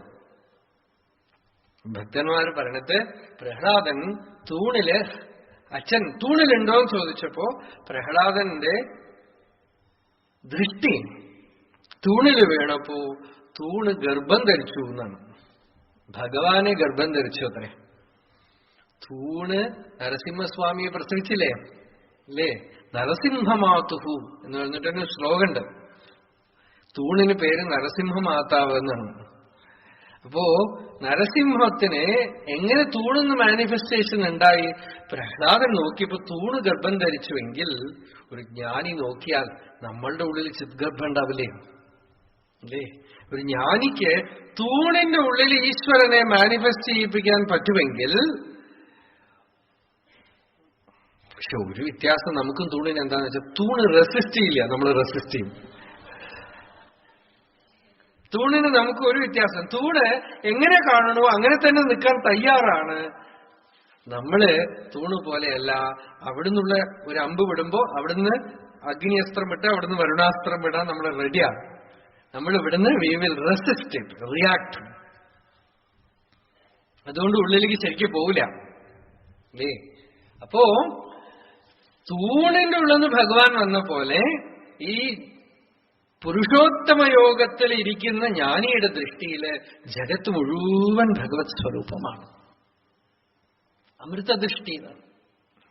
ആ ദൃഷ്ടി കൊണ്ട് ഭൂതമായിട്ട് തീരുന്നു ജഗത്തൊക്കെ, പവിത്രീകൃതമായിട്ട് തീരുന്നു. നോക്കൂ, ഇങ്ങനെയൊക്കെ ഉള്ള വ്യക്തിനിഷ്ഠമായ ധർമ്മമാണ് സനാതനധർമ്മം. നമ്മളുടെ ധർമ്മം സമൂഹനിഷ്ഠമല്ല. നമ്മളുടെ ധർമ്മം വ്യക്തിനിഷ്ഠമാണ്. വ്യക്തികളായി പൂർണ്ണമായി, ആ പൂർണ്ണമായിട്ടുള്ളവർ ചിലപ്പോൾ ലോകസംഗ്രഹത്തിനായിട്ട് എന്തെങ്കിലുമൊക്കെ ചെയ്യുമ്പോൾ അത് സമൂഹത്തിനും പ്രയോജനപ്പെടും. അത് എഗെയിൻ വ്യക്തിനിഷ്ഠമാണ്. ഇന്ന് നമുക്ക് എല്ലാം ഒരു തരത്തിലുള്ള പെർഫോമൻസ് ആയിട്ട് മാറിക്കൊണ്ടിരിക്കുകയാണ്, കലാപരിപാടികളായിട്ട് മാറിക്കൊണ്ടിരിക്കുകയാണ്. സമൂഹത്തിന്റെ അംഗീകാരത്തിന്, രാഷ്ട്രീയക്കാരുടെ അംഗീകാരത്തിന്, പത്ര റിപ്പോർട്ടർമാരുടെ അംഗീകാരത്തിന്, മീഡിയക്കാരുടെ അംഗീകാരത്തിന് വേണ്ടി അധ്യാത്മം നിന്നുപോയാൽ സാധകന്മാർക്ക് വലിയ ഹാനി ഉണ്ടാവും. സാധകന്റെ മുമ്പില് ഒരു ഗുരു ഉണ്ടാവേണ്ടത് എങ്ങനെയാന്ന് വെച്ചാൽ, ആ ഗുരുവിനെ കാണുമ്പോൾ നമുക്ക് സമാധാനമായിട്ട് ഇരിക്കാൻ തോന്നണം. ഗുരു തന്നെ വലിയ കലാപത്തിനുള്ളിൽ പെട്ടുകിടക്കുമ്പോ ഈ സാധകനും ഞാനും ഇതിന്റെ അകത്ത് പെട്ടിട്ട് ഒരു കലാപം തുടങ്ങണം. ഉള്ള കലാപം തന്നെ തീർക്കാൻ വഴി കാണാനില്ല അല്ലേ? ഈ ഗുരുവിനെ കണ്ട് ഞാനും ഇതിനേക്കാളും വലിയൊരു കലാപം ഉണ്ടാക്കണം എന്നാണ് അയാളിപ്പോ ലക്ഷ്യം ഉണ്ടാക്കുക. ഉള്ള കർമ്മകലാപം തീർക്കാനേ നമുക്ക് വഴി കാണാനില്ല. ചെറിയ ചെറിയ കുടുംബകാര്യങ്ങൾ, കർമ്മങ്ങളൊക്കെ തന്നെ ആളുകൾ ഒരു മകളുടെ കല്യാണമൊക്കെ ഒന്ന് കഴിച്ചു കൂട്ടുമ്പോഴേക്കും തന്നെ ഭഗവാനെ ഇതൊന്ന് കഴിഞ്ഞിട്ട് സമാധാനമായിട്ട് ഇരുന്നാൽ മതി എന്ന് പറയുമ്പോ അധ്യാത്മത്തിലേക്ക് വരുന്ന സാധകന് അതിനേക്കാളും വലിയ കൊതിയാണ് സമാധാനമായിട്ടിരിക്കാൻ. അവിടെ ലോകം എടുത്തിട്ടിട്ട് മറിക്കൂ എന്ന് പറഞ്ഞു കഴിഞ്ഞാൽ അയാളുടെ കാര്യം എന്താ ഒന്ന് ആലോചിച്ച് നോക്കൂ. അയാള് പറയണത് എനിക്ക് കുടുംബകാര്യമേ വയ്യ, ഞാൻ ഇത്രയും ശാന്തി ഇരിക്കട്ടെ. അയാള് സമാധാനത്തിന് നിൽക്കുമ്പോ അയാളുടെ അടുത്ത് നീ ഇത് ചെയ്യൂ അത് ചെയ്യൂ എടുത്തിട്ടിട്ട് മറിക്കണവൻ യമനാണ് എന്ന് പറഞ്ഞു. അവൻ മൃത്യുവിൽ നിന്ന് മൃത്യുവിലേക്ക് കൊണ്ടുപോകും. ഭാഗവതത്തിൽ ഋഷഭയോഗീശ്വരൻ പറഞ്ഞു, ന യോജയേത് കർമ്മസു കർമ്മമൂഢാന് കം യോജയൻ മനുജോ അർത്ഥം ലഭേത് നിപാതയൻ നഷ്ടദൃശം ഹി ഗർത്തെ. അവന് തന്നെ കണ്ണില്ല, അവനെ പിടിച്ച് പൊട്ടക്കിണറ്റിൽ തള്ളി വിട്ടിട്ട് നിനക്കെന്ത് കിട്ടി?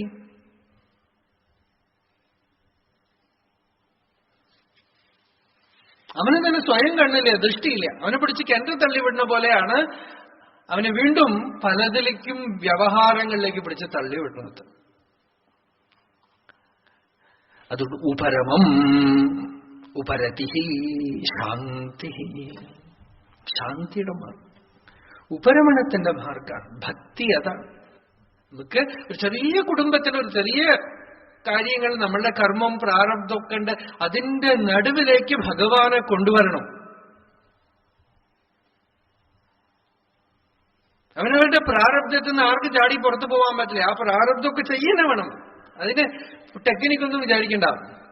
ഈ കർമ്മം എനിക്ക് കുറച്ച് വിഷമമുണ്ട്, അതൊക്കെ ഗുരുവിന്റെ അടുത്ത് പോയാൽ ശരിയാവുമോ എന്ന് പറഞ്ഞിട്ട് ഗുരുവിന്റെ അടുത്ത് പോയാൽ ഗുരു എന്തെന്ന് വെച്ചാൽ അയാളുടെ പ്രാരബ്ധത്തിനുള്ളിൽ നിങ്ങളെ പിടിച്ചിടും.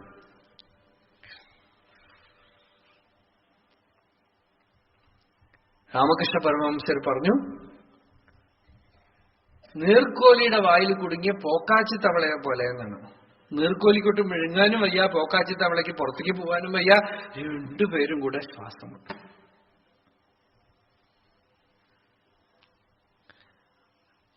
നമുക്ക് ശാസ്ത്രം പ്രമാണം ശാസ്ത്രം എന്ത് പറഞ്ഞു? ഈ വിദ്യയെ നിങ്ങൾ എവിടെ ഇരിക്കണോ അവിടെ 2-3 കാര്യമുള്ളൂ നമ്മളുടെ കാര്യത്തിൽ. ഒന്ന് ശരീരം, അത് കർമ്മക്ഷേത്രമാണ്. അവിടെ ചില പ്രാരബ്ധം ഓരോരുത്തർക്കും വിശേഷമാണത്. ഒരാളെ പോലെ വേറെ ഒരാൾ ഉണ്ടാവുകയില്ല. അതുകൊണ്ടാണ് ചിലരൊക്കെ അവരുടെ കർമ്മമൊക്കെ കൊണ്ടുവന്ന് നമ്മളുടെ അടുത്ത് എന്ത് ചെയ്യണം എന്ന് ചോദിച്ചാൽ നമുക്ക് ഒരു ഉത്തരവേ ഉള്ളൂ, എനിക്കറിയില്ല. നിങ്ങൾക്ക് ടോർച്ച് വേണമെങ്കിൽ തരാൻ പറ്റും, നിങ്ങളുടെ വീട്ടിലേക്ക് എനിക്ക് കൂട്ടിക്കൊണ്ടു പോകാൻ പറ്റില്ല. ടോർച്ച് എടുത്തുകൊണ്ട് നിങ്ങൾ നിങ്ങളുടെ വീട്ടിലേക്ക് പോയിക്കൊള്ളാം. നിങ്ങളുടെ വീട് എവിടെയാ എനിക്കറിയില്ല. ടോർച്ച് സമാനാണ്. ലൈറ്റ് ടോർച്ച് കൊടുവായൂരിലേക്ക് പോവാനും ഒലോകോട്ടിലേക്ക് പോവാനും കാവൽപ്പാടിലേക്ക് പോവാനും എല്ലാ സ്ഥലത്തേക്കും ടോർച്ച് ഒരേപോലെ തന്നെ ലൈറ്റ് അടിക്കും അല്ലേ? പക്ഷെ വഴി വരെയാ, അത് നിങ്ങൾക്കേ അറിയുള്ളൂ. അതുപോലെയാണ് കർമ്മം എന്ന് പറയുന്നത് നിങ്ങളുടെ വഴി പോലെയാണ്. ജ്ഞാനം എന്ന് പറയുന്നത് ടോർച്ചിന്റെ ലൈറ്റ് പോലെയാണ്. അത് സമാനാണ്, അത് എടുത്തുള്ള. പക്ഷെ നിങ്ങളുടെ പേഴ്സണൽ ലൈഫില്, വ്യക്തിഗതമായ ലൈഫിൽ എന്തെങ്കിലുമൊക്കെ ജപ്പടി വിദ്യ കൊണ്ട് കാര്യം നടക്കുന്നു വിചാരിച്ചാൽ നിങ്ങൾ കൂടുതൽ കുഴപ്പങ്ങളിലേക്ക് ചാടും. അതുകൊണ്ടാണ് ഭഗവാൻ തന്നെ ആദ്യം കർമ്മത്തിനെ വശപ്പെടുത്താനുള്ള വഴിയെ ഗീതയിൽ ഭഗവാൻ ആദ്യം ഉപദേശിച്ചു, കർമ്മയോഗം. കർമ്മത്തിൽ നിന്ന് രക്ഷപ്പെടാൻ നോക്കണ്ടെന്നു. അവരവരുടെ പ്രാരബ്ധത്തിൽ നിന്ന് രക്ഷപ്പെടാനേ നോക്കരുത്. ഭഗവാൻ രമണ മഹർഷിയുടെ അടുത്ത് ജി.ബി. സുബ്രഹ്മയ്യ എന്ന് പറഞ്ഞ ഒരു ഭക്തൻ, അയാളുടെ ജീവിതത്തിൽ ഒരുപാട് വിഷമങ്ങൾ ഉണ്ടായി. മകള് മരിച്ചു, ഭാര്യ മരിച്ചു, പിന്നെയും വളരെ അടുത്തുള്ള ഒരുപാട് മരണങ്ങളും പലവിധ ബുദ്ധിമുട്ടുകളും ഉണ്ടായി. അപ്പൊ വളരെ വിഷമിച്ച് മഹർഷിയുടെ അടുത്ത് പോയിരിക്കുകയാണ്. അപ്പൊ അയാളുടെ അടുത്ത്, ആ പ്രൊഫസറുടെ അടുത്ത് മഹർഷി പറഞ്ഞു, ഉനക്ക് ഏൻ എന്നെ മാതിരി ഇരിക്കൂടാത്, എന്നെ പോലെ ഇരുന്നൂടെ നിനക്കത്? അദ്ദേഹം പറഞ്ഞു, അയ്യോ ഭഗവാനെ പോലെ ഞാൻ എങ്ങനെ ഇരിക്കും? എന്തേ ഇരുന്നാലെന്തേ? എനിക്കും എത്ര വിഷമങ്ങൾ ഉണ്ടായിരുന്നു അറിയോ? മലയിലുള്ളപ്പോ ഒരുപാട് സ്വാമിമാർ ഇവരൊക്കെ അസൂയ കാരണം ഉപദ്രവിച്ചു, പല വിധത്തിൽ കഷ്ടമുണ്ടായി. അപ്പോഴൊക്കെ ഞാൻ തീരുമാനിച്ചു ഈ തിരുവണ്ണാമലയിലേ ഇരിക്കണ്ട. പല ആളുകളും അസൂയ കൊണ്ടൊക്കെ പല വിധത്തിലും മഹർഷി, ചുമ്മാ ഇരിക്കുന്ന ആൾക്കും പ്രാരബ്ധം വിട്ടുപോല. കർമ്മത്തിൽ നിന്ന് രക്ഷപ്പെടാനായിട്ട് ഒരു ടെക്നിക്ക് ആരും ഇതുവരെ കണ്ടുപിടിച്ചിട്ടില്ല. നിങ്ങൾ വിചാരിക്കണം ഒന്നും ചെയ്യാതെ ഇരുന്നാൽ ബുദ്ധിമുട്ട് വരെ. ഇരുന്ന് നോക്കൂ, നിങ്ങൾ ഒന്നും ചെയ്യാതിരുന്നാലും നിങ്ങളുടെ അലോട്ടഡ് പ്രോബ്ലംസ് നിങ്ങൾക്ക് വരും. അത് നിങ്ങൾ അന്വേഷിച്ച് കറക്റ്റായിട്ട് പാർസൽ വന്ന് ചേർന്നോളും. മഹർഷി ഒന്നും ചെയ്യാതെ മൗനമായിരുന്നിട്ടും മലയിൽ ഒരുപാട് ആളുകൾ ഉപദ്രവിച്ചിട്ടുണ്ട്. അദ്ദേഹം മൗനമായി സമാധിസ്ഥിതനായ വിരൂപാക്ഷ ഗുഹയിലിരിക്കുമ്പോ ഒരു സ്വാമി വന്നിട്ട്, ഈ വേഷം കെട്ടികളും എല്ലാ കാലത്തുണ്ടാവും, അദ്ദേഹം വന്ന് ഇരുന്നിട്ട് വരുന്ന ഭക്തന്മാരോടൊക്കെ പറയും, ദാ ഈ പയ്യനുണ്ടല്ലോ, ഇവൻ എന്റെ ശിഷ്യനാണ്. അദ്ദേഹം ഒന്നും ഉണ്ടല്ലോ, അതുകൊണ്ട് ഇവൻ എന്റെ ശിഷ്യനാണ്, നിങ്ങളൊക്കെ നമസ്കരിക്കൂ, ധാരാളം സംഭാവനയൊക്കെ വയ്ക്കൂ എന്നൊക്കെ പറയും. അവസാനം ഒരു ദിവസം പറയാതെ എഴുന്നേറ്റ് പോയി മഹർഷി. അയാളെ മുഖത്ത് തുപ്പി, എന്തൊക്കെയോ പല വിധത്തിൽ ഉപദ്രവിച്ചിട്ടുണ്ട്. ഈ വിഷമങ്ങളൊക്കെ കഴിഞ്ഞിട്ട് അവസാനം മഹർഷി ഒരു ദിവസം തിരുവണ്ണാമല വിട്ട് തന്നെ പുറപ്പെട്ടു. അപ്പോ പോണ വഴിയിൽ ഒരു ഭക്തൻ 2 കൈ ഇറക്കി പിടിച്ചിട്ട്, സ്വാമി ഇവിടുന്ന് പോവരുത് പോവരുത് പോവരുത്, ഇവൻ എപ്പോഴെങ്കിലുമൊക്കെ നമ്മൾ വിട്ടു പോവുക, അപ്പൊ പോവാന്ന് പറഞ്ഞിരുന്നു. അവൻ പോണേയില്ല, ആഹാരം കഴിച്ചിട്ടില്ലെങ്കിലും കുഴപ്പമില്ല എന്ന് പറഞ്ഞ് ആ ഭക്തൻ പിടിച്ചോണ്ട് നിന്നു. കുറച്ചു കഴിഞ്ഞപ്പോ വേറെ വലിയൊരു മഠത്തിലൊരു സ്വാമിയാർ വന്നു. അദ്ദേഹത്തിന്റെ അടുത്ത് ഇയാൾ പറഞ്ഞു, ഇതാ സ്വാമി ഇവിടുന്ന് പോവാണെന്ന്. അപ്പൊ ആ സ്വാമി പറഞ്ഞു, എങ്ക ആശ്രമത്തിൽ വാങ്ങോ സ്വാമി എന്ന്. അപ്പൊ ഭഗവാൻ പറഞ്ഞു, ഇത് വലിയ പുലിവാലാവും, ഇവിടുന്ന് രക്ഷപ്പെടാൻ പോയാന്ന് പറഞ്ഞ് തിരിച്ച് സ്കന്ദാശ്രമത്തിൽ പോയി. അപ്പോ മഹർഷി പറയേണ്ടത് പിന്നാലെ ഈ കാര്യമൊക്കെ പറയണത് രമണാശ്രമത്തിലാണ്. അപ്പൊ പറയണു, ഞാൻ സ്കന്ദാശ്രമത്തിൽ ആ ചെറിയ സെറ്റപ്പ് വേണ്ടാന്ന് വെക്കാൻ ശ്രമിച്ചു. അതിന്റെ ഇഫക്റ്റ് എന്താന്ന് വെച്ചാൽ വലിയ ആശ്രമം, രമണാശ്രമം എന്റെ അടുത്ത് വന്നു. അതുകൊണ്ട് പ്രാരബ്ധത്തിലിരുന്ന് തപ്പിച്ചിക്കവേ പാക്കാതെ. ഒരു വലിയ ഉപദേശമാണ്. നിങ്ങൾക്ക് എന്ത് പ്രാരബ്ധം ഉണ്ടോ അതിന്ന് രക്ഷപ്പെടാൻ നോക്കിയിട്ട് കാര്യമില്ല. ശരീരം എന്ന് പറയുന്നത് തന്നെ കർമ്മമാണ്, പ്രാരബ്ധാണ്. അതുകൊണ്ട് ബാധിക്കപ്പെടാതിരിക്കാൻ, അതിനെ പുതിയ കർമ്മങ്ങളൊന്നും ചേർക്കാതെ ഒന്നും ഇരിക്കാനും ഒക്കെ ഒരേ വഴിയേ ഉള്ളൂ, ഈ ജ്ഞാനം. അതാണ് മഹർഷി പറഞ്ഞത്. എന്നെ പോലെ ഇരിക്കരുതോ എന്ന് ചോദിച്ചാൽ ഭക്തനോട്, എന്ത് പണിയും നടന്നോട്ടെ, എങ്ങനെ പണിയും നടക്കട്ടെ, ലോകത്തിൽ എന്തൊക്കെ തന്നെ മായ കൂത്ത് കാണിക്കട്ടെ, ശരണാഗതിയോടുകൂടെ അടങ്ങി അവനവന്റെ ധർമ്മത്തിൽ ഇരുന്നു കൊണ്ട് അചലമായിട്ട് ഇരിക്കാം. ആ അചലത്വമാണ് സമ്പാദിക്കേണ്ടത് എന്നുള്ളത്. ഇതാണ് ഈ ഗീതാശാസ്ത്രം പറയുന്ന സ്ഥിതപ്രജ്ഞത്വം. പ്രജ്ഞ സ്ഥിതമായ ആള് ദുഃഖേഷു അനുദ്വിഗ്നമനാഹ, സുഖേഷു വിഗതസ്പൃഹ, വീതരാഗഭയക്രോധ സ്ഥിതധീ മുനി ഉച്യത്തെ. അവനാണ് മുനി.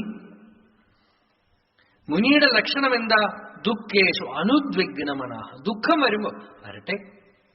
ആർക്കപ്പൊ ദുഃഖമില്ലാത്തത് അല്ലേ? ചിലരൊക്കെ വന്നപ്പോ ഞങ്ങളോടൊക്കെ വന്നു ദുഃഖമൊക്കെ പറയും. അവർക്ക് ജ്ഞാനമൊന്നും വേണ്ട, വേറെ എന്തെങ്കിലുമൊക്കെ പരിഹാരം. അപ്പോ എനിക്ക് പറയാനുള്ളത് എന്താന്ന് വെച്ചാൽ, ജ്ഞാനമല്ലാതെ നിങ്ങൾക്ക് പരിഹാരം ഉണ്ടെങ്കിൽ നിങ്ങൾക്ക് അങ്ങോട്ട് ഒരു കാര്യം ഞാൻ പറഞ്ഞുതരാം. നിങ്ങളെക്കാളും കൂടുതൽ ദുഃഖം എനിക്കുണ്ടെന്ന് ഞാൻ അങ്ങോട്ട് പറയാം. ഞാൻ ആരെടുത്ത് പോയി പറയും? നിങ്ങൾ ദുഃഖമില്ലാത്ത ഒരാളൊന്ന് കാണിച്ചു തരൂ. വിഷ്ണു, ശിവൻ, ബ്രഹ്മാവ് എല്ലാരും ബുദ്ധിമുട്ടിലാണ്.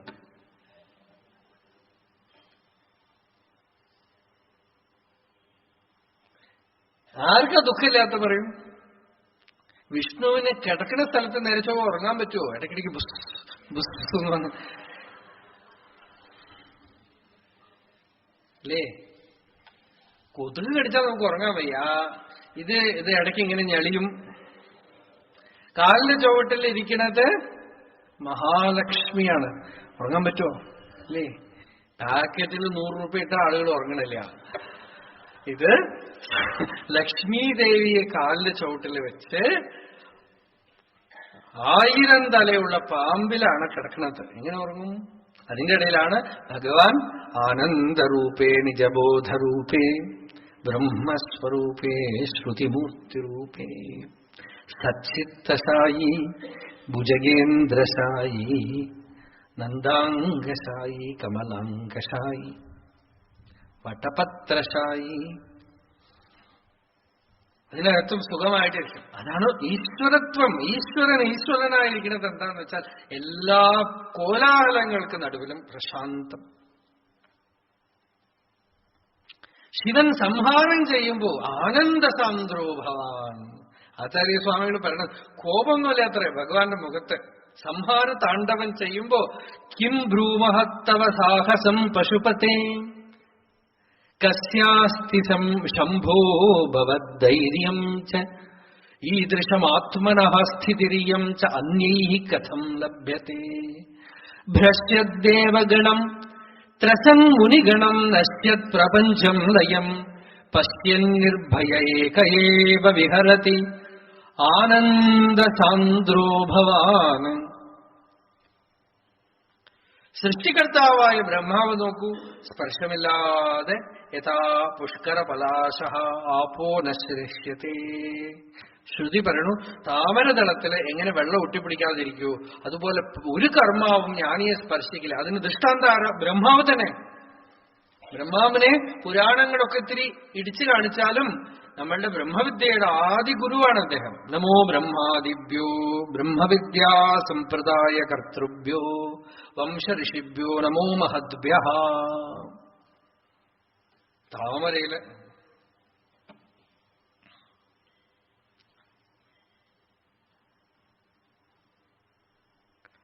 ആരെ നോക്കൂ, രാമായണത്തില് രാമനെ നോക്കൂ, എത്ര പ്രാരബ്ധം വിഷമം. കൃഷ്ണനെ നോക്കൂ, എത്ര വിഷമങ്ങള് അല്ലേ? അപ്പൊ ഇനി വിഷമങ്ങളിൽ നിന്ന് രക്ഷപ്പെടാനല്ല, ദുഃഖത്തിനെ എന്തുകൊണ്ട് സ്വീകരിച്ചുകൂടാ എന്നാണ്. സുഖം മാത്രമേ വേണ്ടൂ എന്ന് എന്താ ശാഠ്യം പിടിക്കണം? അതാണ് ആദ്യത്തെ ചോദ്യം നമ്മുടെ ഉള്ളിൽ തന്നെ ചോദിക്കണം. ദുഃഖം വന്ന വരട്ടെ, സുഖം വന്ന ഒരാളും ജ്യോത്സ്യന്റെ അടുത്തൊന്നും പോണില്ലല്ലോ അല്ലേ? ജ്യോത്സ്യന്റെ അടുത്ത് പോയിട്ട് എന്താ അത്, മകൾക്ക് കല്യാണം കഴിഞ്ഞു, കുട്ടിയുണ്ടായി, ആൺകുട്ടി ഉണ്ടായി, ഇതിന് വല്ല പരിഹാരം ഉണ്ടോ? ഇല്ല അല്ലേ? ഇതൊന്നും ഇല്ലെങ്കിൽ പരിഹാരം ചോദിക്കും. വിഷമം, ദുഃഖം നമ്മൾ ധരിച്ചിട്ട് ഇതിന് പരിഹാരമുണ്ടോ, പ്രായശ്ചിത്തമുണ്ടോ? ഒരാളെങ്കിലും ശുക്രദശയായിട്ടുള്ള ശുക്രദശയ്ക്ക് വല്ല പരിഹാരം ഉണ്ടോ എന്ന് ചോദിക്കണേ ഇല്ല. ശനിദശ ആവുമ്പോഴാണ് അതിൽ പോയി ചുറ്റി ചുറ്റി ചുറ്റി ചുറ്റി ചുറ്റി.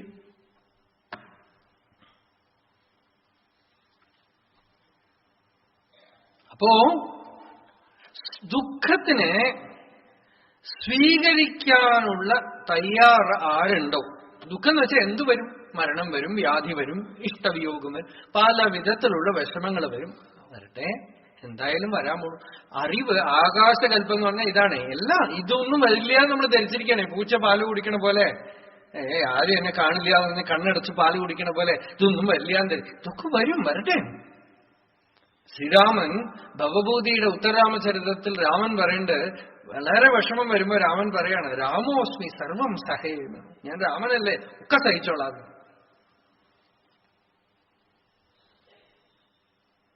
അതിനാണ് വേദാന്തത്തില് തിതിക്ഷ എന്ന് പറയുന്നത്.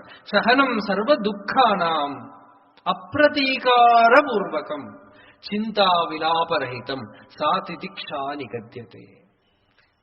ലോകത്തിലുള്ള ദുഃഖത്തിനെയൊക്കെ ആലോകനം ചെയ്ത്, ദുഃഖാനി ആലോക്യ നല്ലവണ്ണം നോക്കിക്കഴിഞ്ഞാല് ഒരു കാര്യം മനസ്സിലാവും. നമ്മൾ മാത്രമൊന്നുമല്ല ദുഃഖിക്കുന്നത്. നമ്മൾക്ക് ദുഃഖം വരുമ്പോൾ നമ്മളെക്കാളും ദുഃഖമുള്ള ആളുകളെ ചിന്തിക്കുമ്പോൾ നമുക്ക് ഇത്തിരി വേണ്ടില്ലാന്ന് തോന്നും. വന്നാ അനുഭവിക്കാലോ. ചിലരൊക്കെ ഈ ഭയങ്കരമായുള്ള മലയുടെ മുകളിൽ കയറണു, തണുപ്പിൽ പോയി നിൽക്കണു, ഗ്ലേസിയേഴ്സിൽ പോയി നിൽക്കണു, അതിനൊരു ത്രില്ലില്ലേ അല്ലേ? അതുപോലെ ദുഃഖം അനുഭവിക്കണതിൽ ഒരു ത്രില്ല് ഉണ്ടാക്കി നോക്കുക. വിഷമം അനുഭവിക്കണതിൽ ഒരു ത്രില്ല് ഉണ്ടാക്കി നോക്കുക. അതൊരു തപസ്സായിട്ട് എടുക്കുക. അപ്പൊ എന്താവും? അതിന്റെ സ്വഭാവം തന്നെ മാറും. നമ്മളായിട്ടൊരു തപസ്സൊന്നും ചെയ്യാൻ പോണില്ല. ഈശ്വരനായിട്ട് ചില ദുഃഖത്തിന്റെ രൂപത്തിൽ ഓരോ അനുഭവങ്ങളെ തപസ്സായിട്ട് തരുമ്പോ അതങ്ങോട്ട് എടുക്കുക എന്നങ്ങോട്ട് തീരുമാനിച്ചു കഴിഞ്ഞാൽ നിങ്ങൾ ജപം, ധ്യാനം എന്ന് പറഞ്ഞ ആർട്ടിഫിഷ്യലായിട്ട് ഒന്നും ചെയ്യേണ്ട ആവശ്യമില്ല. ഇത് തന്നെ ഒരു പ്രബലമായ തപസ്സാണ്. അനുദ്വിഗ്നമന, ഉദ്വേഗമേ ഇല്ല എന്നാണ്. എന്നുവെച്ചാൽ അതിനങ്ങോട്ട് അക്സെപ്റ്റഡ് വരട്ടെ. സുഖേഷു വിഗതസ്പൃഹ, സുഖം വരുമ്പോ തുള്ളിച്ചാടലൊന്നുമില്ല. അല്ല, ഭാഗവതത്തിൽ പറയും, ഇന്ദ്രന് ദുഃഖം വന്നപ്പോ ആളെവിടെ കാണാനേ ഇല്ല, സുഖം വന്നപ്പോ തുള്ളിച്ചാട്. മഹാബലി പറഞ്ഞു ഇന്ദ്രനോട്, ഞങ്ങളെ സുഖവും ദുഃഖവും ഒക്കെ സമമായിട്ട് കരുതാനായിട്ട് ശുക്രാചാര്യരുടെ അടുത്തുനിന്ന് പഠിച്ചിട്ടുണ്ട് എന്ന് പറയാണ് ഇന്ദ്രന്റെ അടുത്ത്. നവയം മന്യമാനാനാം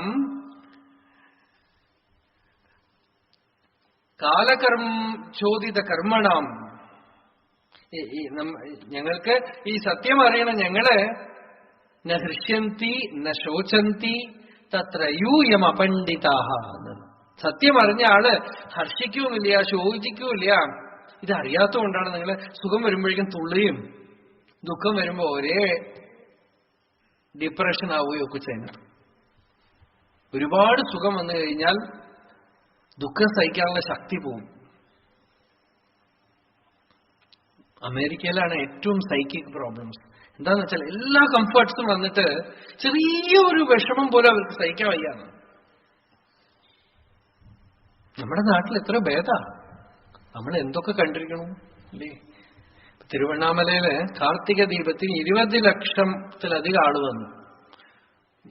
നമുക്ക് കാണുമ്പോൾ ഒരു ഓർഡർലെസ് ആയിട്ടൊക്കെ തോന്നും. അപ്പൊ ഒരു അമേരിക്കൻ പറയായിരുന്നു, നിങ്ങളെ ഇത് നാട്ടുകാർക്ക് ഓർഡർ ഇല്ല, നിങ്ങളുടെ നാട്ടുകാരെ കുറിച്ചൊക്കെ നിങ്ങൾ കുറ്റം പറയായിരിക്കും, പക്ഷെ ഒരു കാര്യം ഞാൻ പറയാം, ഞങ്ങളുടെ അവിടെ ഒരു 100 പേരിലധികം ഒരിടത്ത് കൂടിയാൽ ഡിസോർഡർ വരും. ഇവിടെ നിങ്ങൾ പറയണു 20 lakhs, അൺഇമാജിനബിൾ. ഒരു 4 പോലീസുകാരുണ്ടാവും, അവർ ഓരോ സ്ഥലത്തും കാണൂല. എന്നിട്ടൊരു ചവിട്ടലില്ല, അടിക്കലില്ല, കുത്തലില്ല, ഒരു വിഷമമില്ല. നമ്മുടെ ആളുകൾ അത്ര മോശം, വിചാരിക്കണത്ര മോശമൊന്നുമല്ല. എന്തോ കിട്ടണത് ഭക്ഷിക്കണു, കയ്യിൽ കിട്ടണത് കഴിച്ചോളും, എവിടെയെങ്കിലും ഇരുന്നോളും. അങ്ങനെ ഒരു ജീവിതമുണ്ടേ. ഒരുപാട് നമ്മൾ കംഫർട്ട്സിലായി കഴിയുമ്പോ അവരെ ഒന്നും കാണുകയില്ല. നമ്മള് റൂട്ടിൽ കിടക്കുന്ന ആളുകള് സുഖമായിട്ട്.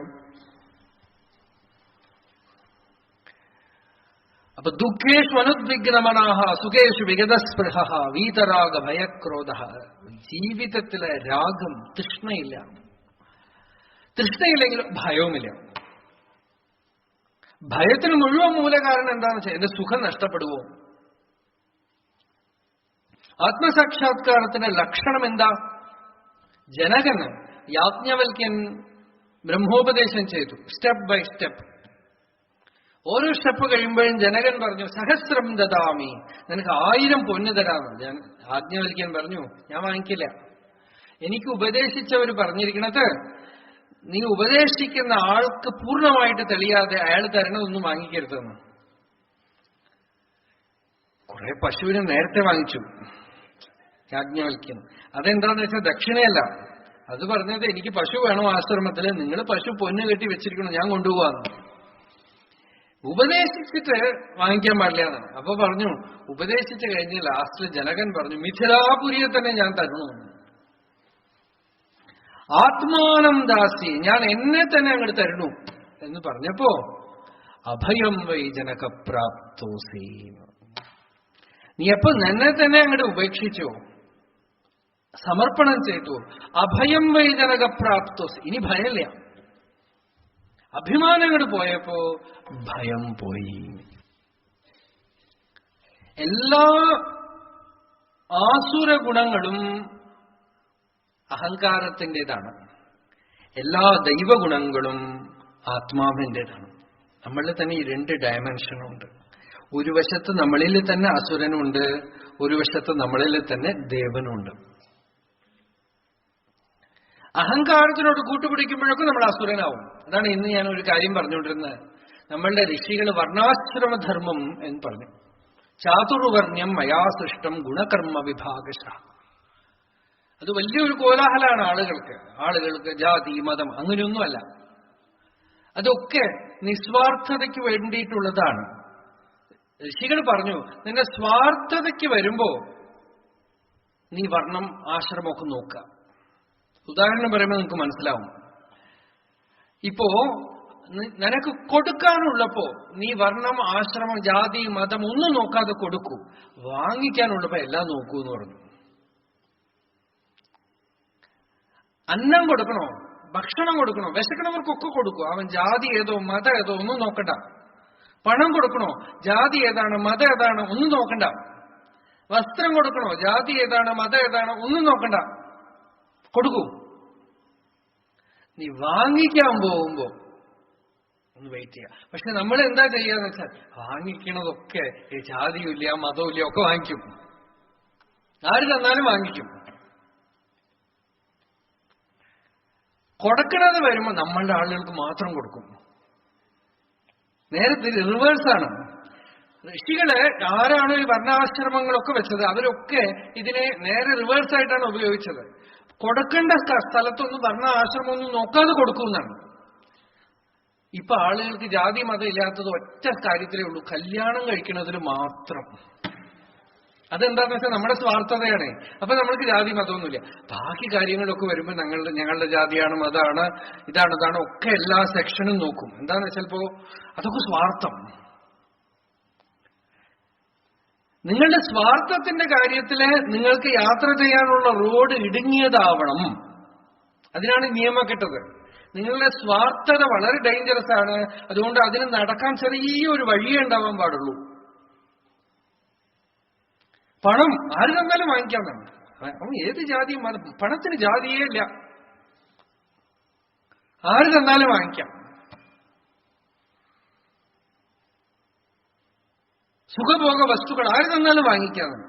കൊടുക്കേണ്ടത് വരുമ്പോ അത് ഞാൻ എന്റെ ആളുകൾ അപ്പൊ നേരെ റിവേഴ്സ് ആവും. സ്വാർത്ഥത ഇല്ലാതായാലേ ഡിവിഷനൊക്കെ പോകുള്ളൂ. സ്വാർത്ഥത ഉള്ളത്തോളം ഡിവിഷൻ ഉണ്ടാവും. ഡിവിഷനെ ധർമ്മത്തിനനുസരിച്ച് ഉപയോഗിക്കാൻ അറിഞ്ഞോളണം, അത്രേ ഉള്ളൂ. എങ്ങനെ എന്തെങ്കിലും ഒരു ഡിവിഷൻ ലോകത്തിൽ ഇല്ലാതിരിക്കില്ല.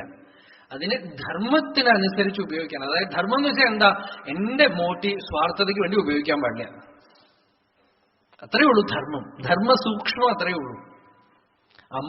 അടിക്കണത് നോക്കൂ, അമ്മ അടിക്കണു കുട്ടിയെ, അതിൽ സ്വാർത്ഥതയൊന്നുമില്ല. കുട്ടിക്ക് സ്നേഹം കൂടിക്കൊണ്ടേയിരിക്കും അമ്മയുടെ അടുത്ത്. ഇന്ന് സൈക്കാട്രിക് അനാലിസിസ് തന്നെ പറഞ്ഞത് അടിക്കാത്ത കുട്ടികൾക്ക് അമ്മമാരോട് ഭയങ്കര ദേഷ്യമാണെന്നാണ് വലുതാവുമ്പോ. എന്നുവെച്ചാൽ അടിക്കണം എന്നല്ല, ട്രമൻഡസ് ലവ് ആണത്. കുട്ടിയുടെ മേലെ സ്വാർത്ഥതയില്ലാത്ത പ്രിയം. അതേത് വേറെ ഒരാള് അയാൾക്ക് കിട്ടാൻ വേണ്ടിയിട്ട് നമ്മളെ അടിച്ചാലോ ഒരേ കാര്യമാണ് അല്ലേ? ഒന്ന് പ്രിയത്തെന്ന് വരണു, ഒന്ന് സ്വാർത്ഥതയെന്ന് വരണു. എല്ലാം നോക്കുക. അഹങ്കാരത്തിന്റെ കൂട്ടുപിടിച്ചാൽ നമ്മളുടെ സുഖത്തിന് വേണ്ടി, പേഴ്സണൽ പ്ലഷർ, ഒരിക്കലും അഹങ്കാരം ത്യാഗത്തിന് സമ്മതിക്കില്ല. ഞാൻ സാധാരണ മുമ്പ് പറഞ്ഞിട്ടുള്ള ഒരു ഉദാഹരണമാണ്. ഇപ്പൊ ബസ്സിന് പോണു, തിരക്ക് പിടിച്ച് ക്യൂവില് നിന്ന് തള്ളിപ്പിടിച്ച് ഉള്ളിൽ കയറി നിന്ന് സീറ്റിലിരുന്നു. സീറ്റിലിരുന്ന് കഴിഞ്ഞപ്പോഴാണ് അടുത്ത ഒരു കാലില്ലാതെ നടക്കാൻ വയ്യാതെ ഒരാൾ നിൽക്കണു, അങ്ങോട്ടും ഇങ്ങോട്ടും നോക്കിയിട്ട്. അത് നമ്മളുടെ ഉള്ളിൽ മനസ്സ് എണീറ്റ് കൊടുക്കണം എന്ന് തോന്നുന്നു.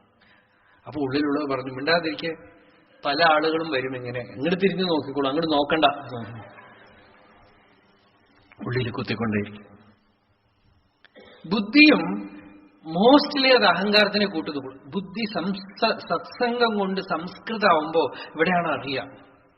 ബുദ്ധി അഹങ്കാരത്തിന് കൂട്ടു നിൽക്കണോ അല്ല ധർമ്മത്തിന് കൂട്ടു നിൽക്കണോ എന്നുള്ളൊരു പോയിന്റാണത്. ബുദ്ധി പറയും, നീ ഇപ്പൊ എഴുന്നേറ്റ് കൊടുക്കും, അവൻ അടുത്ത സ്റ്റോപ്പിൽ ഇറങ്ങിപ്പോയാൽ വേറെ ആരെങ്കിലും വന്ന് ആ സീറ്റിൽ ഇരിക്കും. ഇതൊക്കെ ബുദ്ധിയുടെ യുക്തിയാണ്. വളരെ ശരിയാണെന്ന് തോന്നും. നമ്മൾ തിരിഞ്ഞിരിക്കാൻ പോകും. അത് കഴിഞ്ഞ് വീട്ടിൽ പോയി കിടക്കുമ്പോ ഉറക്കം വരികയില്ല. കാരണം കുറെ നേരം കഴിഞ്ഞ് ഇറങ്ങേണ്ട സമയമാകുമ്പോൾ നോക്കണം, അയാൾ നിന്നുകൊണ്ടേ ഇരിക്കണോ, ആരും എഴുന്നേറ്റ് കൊടുത്തില്ല, ഞാനിങ്ങനെ ചെയ്തുവല്ലോ എന്ന് ഒത്തിരി കോൺഷ്യൻസ് ഉള്ള ആൾക്ക് ഉറങ്ങാൻ പറ്റില്ല അല്ലേ? ഇത് തന്നെ എഴുന്നേറ്റ് അങ്ങോട്ട് കൊടുത്തു. ശരീരത്തിന് വിഷമാണ്, നമ്മുടെ സീറ്റ് സൗകര്യം കംഫർട്ട് പോയി. അതിന് ബുദ്ധി സഹായിക്കുമ്പോ ആ ബുദ്ധിയാണ് ശുദ്ധബുദ്ധി. അത് നമ്മുടെ ശരീരത്തിനെ സപ്പോർട്ട് ചെയ്തില്ല, ആത്മാവിനെ സപ്പോർട്ട് ചെയ്തു. ശരീരത്തിനെ സപ്പോർട്ട് ചെയ്യണത് ആത്മാവിനെ സപ്പോർട്ട് ചെയ്യില്ല. എണീറ്റ് നിന്നു കൊടുത്തു. അപ്പൊ അയാൾ ഇരുന്നിട്ട് കൃതാർത്ഥതയോടുകൂടെ നമ്മൾ നോക്കുമ്പോ ആ നോട്ടമുണ്ടല്ലോ, അതിൽ നമ്മൾ ഭഗവാനെ കാണും. അത് കഴിഞ്ഞ് വീട്ടിൽ പോയിട്ടൊന്ന് ഉറങ്ങിയാൽ അത് സമാധി സ്ഥിതിയാണ്. ചെറിയൊരു ഉദാഹരണം പറഞ്ഞു. ഇതുപോലെയാണ് ഓരോ കാര്യത്തിലും നിങ്ങൾ എന്ത് ചെയ്യണമെന്നുള്ളതൊന്നും മുഖ്യമേ അല്ല, പുറകില് എന്താണ് ഉദ്ദേശം. കർമ്മ ജഡം. ഭഗവാൻ ഉപദേശസാരത്തിൽ പറഞ്ഞു, വെറും ആക്ഷൻ ഉണ്ടല്ലോ, ദാറ്റ് ആക്ഷൻ ഈസ് ഓൺലി ജഡം. ചിലപ്പോ നമ്മൾ നല്ലത് ചെയ്യണത് ആർക്കെങ്കിലും കാണിച്ചു കൊടുക്കാനായിട്ടോ, ചിലർ പേപ്പറിൽ കാണാം, ഫോട്ടോ എടുക്കാനായിട്ട് ദാനം കൊടുത്തു, തുണി ദാനം കൊടുത്തു, ഫോട്ടോഗ്രാഫർ ഫോട്ടോ എടുക്കണു, അയാൾ ശരിക്കും വീണില്ല, അവന് ഒരിക്കൽ കൂടെ വാങ്ങിച്ചിട്ട് പിന്നെയും കൊടുക്കും. ഒരേ കർമ്മമാണ്, കർമ്മ ജഡം അല്ലേ? അത് ത്യാഗമായിട്ട് മാറണത് നേച്ഛയാകൃതം ചിത്തശോധകം മുക്തിസാധകം. ഇച്ഛയില്ലാതെ, സ്വാർത്ഥതയില്ലാതെ, സെൽഫിഷ്നെസ് ഇല്ലാതെ, മോട്ടീവ് ഇല്ലാതെ when that action takes place, it completely heals the inner world. ഉള്ളില് ഒരു തീർത്ഥം ഒഴുകിപ്പോയ പോലെയാണ്, സ്വാർത്ഥത ഇല്ലാതാക്കുക. അപ്പോ ഒരേ കാര്യം തന്നെയാണ്. അപ്പോ ധർമ്മത്തിന്റെ സൂക്ഷ്മം അവിടെയാണ്. ഭയം നീങ്ങണത് നമ്മൾ പൂർണ്ണമായും ഈശ്വരനെ കൂട്ടുപിടിക്കണു. സുഹൃതം സർവഭൂതാനാം ജ്ഞാത്വാ മാം ശാന്തി വൃക്ഷത്തെ. ഭഗവാൻ പറഞ്ഞു, അർജുന, എന്നെ നീ സുഹൃത്തായിട്ട് പിടിച്ചാൽ, സർവഭൂതാനാം സുഹൃതം മാം ജ്ഞാത്വാ ശാന്തി വൃക്ഷത്തെ, തന്നെ ഞാൻ I will see to it that you attain the absolute peace. സുഹൃതം സർവഭൂതാനാം ജ്ഞാത്വാ മാം ശാന്തി മരിച്ചതി. എന്നെ നീ സുഹൃത്തായിട്ട്, ഫ്രണ്ട് ആരാണ്? ഭഗവാനാണ്. ആ ശക്തിയുടെ കയ്യില് നമ്മളെ ഏൽപ്പിച്ചു കൊടുത്താൽ നമ്മൾ ഏത് വഴിക്ക് കൊണ്ടുപോകണം, എങ്ങനെ കൊണ്ടുപോകണം, എന്തൊക്കെ നമ്മളിൽ നിന്ന് നീക്കം ചെയ്യണം, എന്തൊക്കെ നമുക്ക് തരണം, എങ്ങനെ നമ്മളെ പക്വമാക്കണം, എവിടെ കൊണ്ട് എത്തിക്കണം, ആ ഒരു ഫോഴ്സ് ഓടിക്കണ വഴിയിലൂടെ ഓടിക്കൊണ്ടേ പോവുക. നമ്മുടെ ഭഗവാൻ இடத்துல சொல்றார், செலுத்தும் வழிக்கே செல் என்றான், இயக்கும் வழிக்கே இயங்கென்றான், நடத்தும் வழிக்கே நடவென்றான், இருந்தபடிக்கே இரு என்றான். அது எப்படி அழைச்சிட்டு போறதோ அப்படியே போயேன். அந்த போர்ஸுக்கு தெரியும், இட் இஸ் ஃபுல்லி இன்டெலிஜென்ட். கர்ப்பத்தில் இருக்கிறது எது பார்த்துட்டதோ அதுதான் இப்பவும் பார்த்துட்டு இருக்கு. ഗർഭത്തിൽ നമ്മൾ പുസ്തകം വായിച്ചിട്ടൊന്നുമല്ലല്ലോ ഏത് വഴിക്കാ പുറത്തു പോകേണ്ടത്.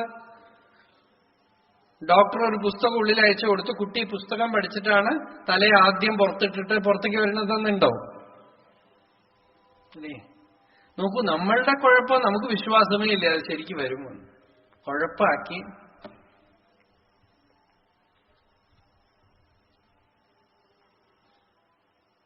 നമ്മളൊക്കെ അഭിമന്യുവാണേ. ഗർഭത്തിൽ കിടക്കുമ്പോ അയാൾ അറിഞ്ഞു ഉള്ളിലേക്ക് കിടക്കാൻ അറിഞ്ഞു, വെളിയിൽ പോകാൻ വഴിയറിയില്ല. സംസാരത്തിന് ഉള്ളിലേക്ക് വന്നു, പത്മവ്യൂഹം, no way out, surrounded by all evils. Abhimanyu മന്യു. അപ്പോ ഏത് ശക്തിയാണോ ഗർഭത്തിലിരുന്ന് നോക്കണത്, അതേ ശക്തിയാണ് ഇപ്പൊ ജാഗ്രതത്തില് നമ്മളുടെ ജീവിതത്തിന്റെ പുറകില് ആ ഒരു ജ്ഞാനശക്തി ഉണ്ട്. അത് വഴി നടത്തിക്കൊണ്ടിരിക്കുന്നുണ്ട്. നമ്മളെക്കാളും മൃഗങ്ങൾ പോലും അതിനെ ആശ്രയിച്ച് നാച്ചുറലായിട്ട് ആശ്രയിച്ചിരിക്കുന്നുണ്ടല്ലോ അല്ലേ. ഒരു നായക്ക് വയറിന് സുഖമില്ലെങ്കിൽ ഇങ്ങനെ നടന്ന് ഏതോ ഒരു പുല്ല് കടിച്ചു തിന്നണു. അത് ആയുർവേദ കോളേജിൽ പഠിച്ചിട്ടാണോ ചെയ്യണത്?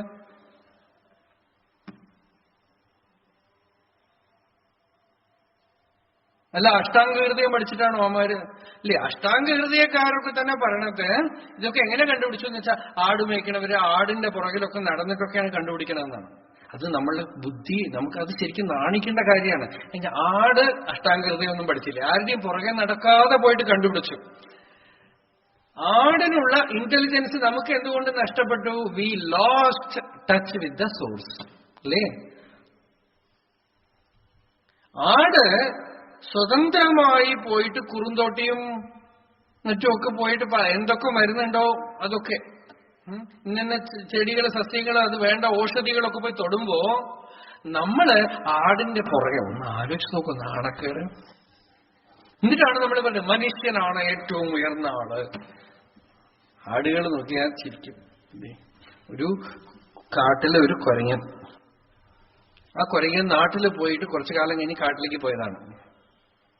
മതിയായിട്ട് പോയതാണ് അത്രേ.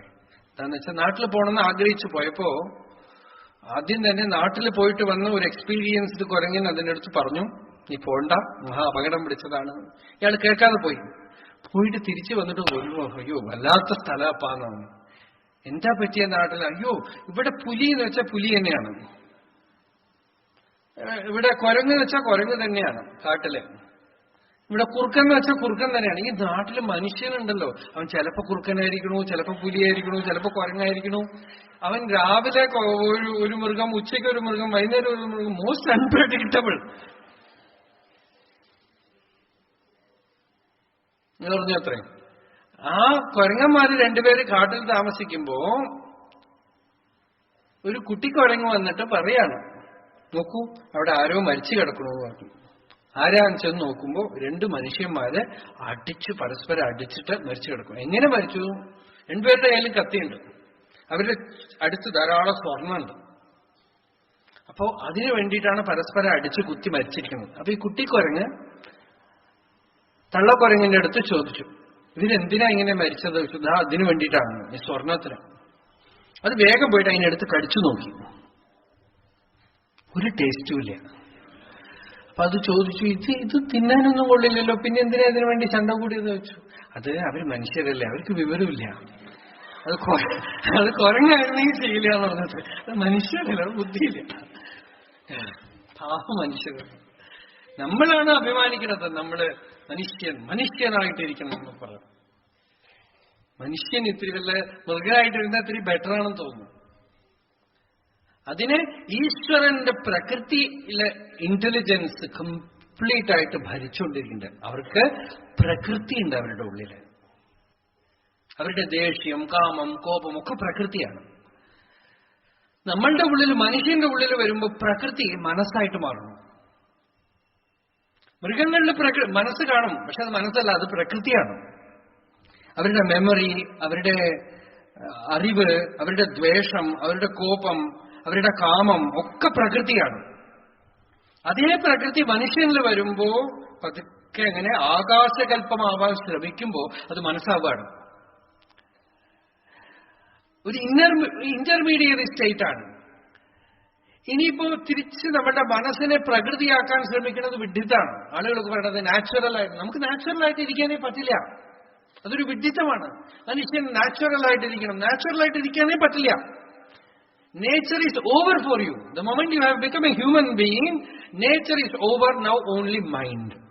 And the only further step is transcending mind to consciousness. When there is nature, you are an animal. When there is mind, you are a man. And the further step is to become God. ഈശ്വരനാവും, ബ്രഹ്മമാവും. ഇനി തിരിച്ച് മൃഗമൊന്നാവാൻ പറ്റില്ല നമുക്ക്. നിങ്ങൾ പ്രകൃതിയിലേക്ക് തിരിച്ചു പോയാൽ മൃഗമാവും. പക്ഷെ നിങ്ങൾക്ക് മൃഗമാവാൻ പറ്റില്ല. എപ്പോ മനുഷ്യനായി കഴിഞ്ഞു. ഇങ്ങനെ കയറ്റി 10ാം ക്ലാസ് വരെ കൊണ്ടുവന്നു. ഇനി തിരിച്ച് 9ാം ക്ലാസ്സിലേക്കൊന്നും പോകാൻ പറ്റില്ല. തോറ്റാലും ജയിച്ചാലും ഔട്ട്. അതാണ് ഗവൺമെന്റ് സ്കൂളിൽ 10 വരെ കയറ്റി വിടുന്നത്. എല്ലാ സ്കൂളും 10 വരെ കയറ്റി വിട്ട് എങ്ങനെയെങ്കിലുമൊക്കെ വെളിയിൽ പോവല്ലോ എന്നാണ് അല്ലേ? നമ്മളും അങ്ങനെയൊക്കെയാണ് മനുഷ്യ ശരീരം വരെ വന്നിരിക്കുന്നത്. ഇത് ഇടക്കാലത്ത് കൊണ്ടുവന്നതാണ് അത്ര നിയമം. 10ാം ക്ലാസ് വരെ ഒരുമാതിരി കൊണ്ടുപോകണം എന്ന് പറഞ്ഞു. എന്താണെന്ന് വെച്ചാൽ ഇല്ലെങ്കിൽ കുറച്ച് വർഷം മുമ്പൊക്കെ ടീച്ചറെക്കാളും വയസ്സിന് മൂത്ത പിള്ളേരൊക്കെ ഇരിക്കുന്നുണ്ടാവും ക്ലാസ്സിൽ. നമ്മളും അതുപോലെ എത്രയോ ജന്മങ്ങളായി ബ്രഹ്മാവിനേക്കാളും വയസ്സിന് മൂത്തവരൊക്കെ ആയ എങ്ങനെയാ ആലോചിച്ച് നോക്കൂ. അപ്പോ മനുഷ്യന് തിരിച്ചങ്ങോട്ട് പോവാൻ വയ്യ. Now you have only one thing in front, that is to go beyond mind. മനസ്സെന്ന് പറയുന്നത് നേച്ചർ വിരിയലാണ്. അതായത് മനുഷ്യന്റെ മനസ്സെന്ന് പറയുന്ന ശക്തിയില് വാസ്തവത്തിലെ എല്ലാ മൃഗങ്ങളുടെയും എല്ലാത്തിന്റെയും അംശമുണ്ട്, സമഗ്രമുണ്ട്, സമഷ്ടിയുണ്ട്, ഈശ്വരത്വം ഒളിഞ്ഞു കിടക്കുന്നുണ്ട്. അതുകൊണ്ടാണ് ആ മനസ്സിന് സർവജ്ഞ ബീജം എന്ന് പതഞ്ജലി പറയുന്നത്. സർവജ്ഞ ബീജമാണ് അത്ര മനുഷ്യന്റെ മനസ്സ്. ഓംനീഷ്യൻസ് in seed form, potential. അതെപ്പോ അഖണ്ഡത്തിന് അറിയണു, ആകാശകൽപ്പമായിട്ട് തീരുമ്പോ അത് പൂർണ്ണമാണ്. അവിടെ മനസ്സില്ല, ഈശ്വരനേ ഉള്ളൂ, ഈശ്വരത്വമേ ഉള്ളൂ. സ്യാദീശ്വരത്വം. ശങ്കരാചാര്യസ്വാമി പറഞ്ഞു ഈശ്വരത്വം വേണമെങ്കിൽ ഉണ്ടാവുന്നതാണ്. സ്യാദ് സ്വതസിദ്ധ്യേത് പുനരഷ്ടതാ പരിണതം ച ഐശ്വര്യം അവ്യാഹതം. അഷ്ടസിദ്ധികളും ഒക്കെ വേണമെങ്കിൽ ഉണ്ടാവുന്നു. എന്താണെന്ന് വെച്ചാൽ ഒക്കെ ഉണ്ട് അവിടെ, സീഡ് ഫോമിലുണ്ട്. പക്ഷെ അതൊന്നും വേണ്ട നമുക്ക്. വേണമെങ്കിൽ നടക്കും, ഇല്ലെങ്കിൽ നമുക്ക് വേണ്ടത് എന്താ? ശാന്തി, സർവാത്മത്വ മഹാവിഭൂതി. എല്ലാ സർവാത്മത്വം, ആ സർവാത്മത്വത്തിനുള്ള ശക്തി മനസ്സിലുണ്ട്. ആ സർവാത്മത്വത്തിനെ അംഗീകരിക്കാതെ ഏകദേശീയമായ അഭിമാനമാത്രമായി ഒരു പെക്യൂലിയർ പേഴ്സൺ ആയിട്ട് നിൽക്കുമ്പോൾ there is fear, ഭയം. സംസാരം എന്ന് വെച്ചാൽ ഭയം. ഉദരമന്തരം കുരുതേ അതതസ്യ ഭയം ഭവതി ദ്വിതീയാദ്വൈ ഭയം ഭവതി. രണ്ടാമതൊന്നുണ്ടോ? ഭയണ്ട്. സംസാരം എന്ന് വെച്ചാൽ ഭയമാണ്. നാളെ എന്താവോ, ഇത്ര ആളുകൾ വന്നിരിക്കണോ, എന്തോ ഒരു ഭയമുണ്ട് നമുക്ക്. എന്തിനെയോ ഭയമുണ്ട്. ഈശ്വരന് ഭയമുണ്ട്. God outside is fear. ഭയമുണ്ട്. താവത് ഈശ്വരത്തോ ഭയം. ഭാഗവതം പറഞ്ഞു യാവതസ്യ അസ്വാതന്ത്ര്യം താവത് ഈശ്വരത്തോ ഭയം. ഈശ്വരൻ എന്ന് വെച്ചാൽ നേച്ചറിന്റെ മുഴുവൻ, പ്രകൃതിയുടെ മുഴുവൻ മായി ആണല്ലോ. അപ്പൊ ഭയമുണ്ട്. ഞാൻ അഭിമാനമുള്ളവരെ ഭയമുണ്ട്, ആഗ്രഹമുള്ളവരെ ഭയമുണ്ട്, സുഖദുഃഖങ്ങൾക്ക് ചോയ്സ് ഉള്ളവരെ ഭയമുണ്ട്. ഇത് വേണം ഇത് വേണ്ടെന്ന് പറയുമ്പോൾ ഭയമുണ്ട്.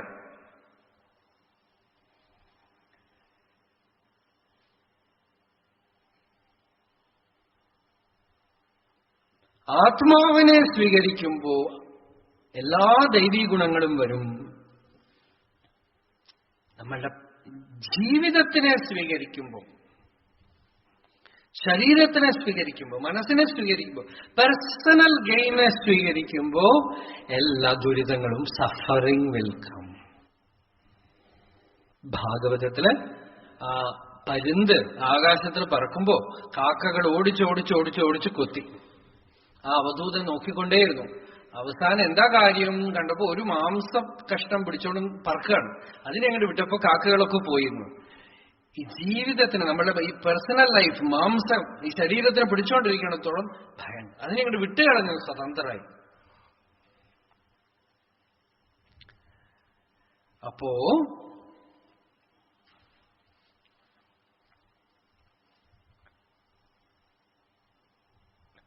ആത്മവിചാരം ഡയറക്റ്റായിട്ട് നമ്മളുടെ അഹങ്കാരത്തിനെ അതിനെ മൂലത്തിൽ അടക്കുന്നതാവാം. അതിന് അനുകൂലമായിട്ട് ഉള്ള ഫേസസ് പല വഴികളും ഉണ്ട് നമ്മളുടെ ജീവിതത്തില്. പറഞ്ഞ പോലെ ചില സമയത്ത് ഒരു കാര്യം അഹങ്കാരമായിട്ട് തീരണത് മറ്റൊരു സ്ഥലത്ത് ധർമ്മമായിട്ട് തീരും. ഒരേ കാര്യം തന്നെ ഒരു പർട്ടിക്കുലർ സന്ദർഭത്തിൽ ധർമ്മമാവും, പർട്ടിക്കുലർ സന്ദർഭത്തിൽ അധർമ്മമാവും. ഇതൊക്കെ എങ്ങനെ തീരുമാനിക്കും? സ്വാർത്ഥത എവിടെ ഉണ്ടോ അവിടെ അധർമ്മം ഉണ്ടെന്ന്. എവിടെ സ്വാർത്ഥത ഇല്ലയോ അവിടെ ധർമ്മമുണ്ട്. ഇത് മാത്രമേ ഉള്ളൂ അതിന് അളവുകോല്. അപ്പൊ നിസ്വാർത്ഥതയെ മുഴുവൻ ദൈവീ സമ്പത്ത്, സ്വാർത്ഥത്തിന് മുഴുവൻ ആസുരീ സമ്പത്ത് എന്ന് പറഞ്ഞു. ഈ ആസുരീ സമ്പത്താണ് ഈ സ്വാർത്ഥം എന്ന് പറയണത്. അത് വളരെ വലിയ ഒരു പോയിസണസ് സ്റ്റഫാണത്. നമ്മളുടെ എഡ്യൂക്കേഷൻ, ജീവിതം, നമ്മൾ എല്ലാം തന്നെ അതിനെ പോഷിപ്പിക്കാനും അതിന് പെയിന്റ് അടിക്കാനും അതിന് തൊപ്പിവെക്കാനും അതിനെ അലങ്കരിക്കാനുമാണ്. അധ്യാത്മവിദ്യ എന്ന് പറയണത് അതിനെ ഇല്ലാതാക്കലാണ്. അതുകൊണ്ട് ഭഗവാൻ ഇവിടെ ചില ദൈവീ സമ്പത്ത് എന്ന് പറഞ്ഞ് ചില വിശേഷണങ്ങൾ പറയണം. ഇതൊക്കെ നമുക്ക് അനുസന്ധാനം ചെയ്യാൻ, ധ്യാനം ചെയ്യാനുള്ള വിഷയങ്ങളാണ്. ഇതൊക്കെ തന്നെ നമ്മൾക്ക് കൊണ്ടുവരാൻ കഴിയുമെങ്കിൽ അതൊരു തപസ്സാണ്. ഇതൊക്കെ ഉത്തമ തപസ്സാണ്. തപസ്സെന്ന് വെച്ചാൽ ജപം, ധ്യാനം, ഊണ് കഴിക്കാതിരിക്കുന്നത്, അനുഷ്ഠാനം ചെയ്യുന്നതൊക്കെ ഒരു തരത്തില് ശാരീരികമായ തപസ്സാണ്. പക്ഷേ ഇത് ആന്തരികമായ തപസ്സാണ്. ഈ ആന്തരികമായ തപസ്സിനെ ഭഗവാൻ പറയാണ്. നോക്ക 16-ാമത്തെ അധ്യായത്തിലേക്ക് പ്രവേശിക്കുന്നു. ശ്രീ ഭഗവാൻ ഉവാച അഭയം സത്വസംശുദ്ധി ജ്ഞാനയോഗവ്യവസ്ഥിതി ദാനം ദമശ്ച യജ്ഞശ്ച സ്വാധ്യായസ്തപ ആർജവം അഹിംസ സത്യം അക്രോധഃ ത്യാഗശാന്തിരപൈശുനം ദയാ ഭൂതേഷു അലോലുപ്ത്വം മാർദ്ദവം ഹ്രീരചാപലം തേജഃ ക്ഷമാ ധൃതിഃ ശൗചം അദ്രോഹോ നാതിമാനിതാ ഭവന്തി സമ്പദം ദേവീം അഭിജാതസ്യ ഭാരത.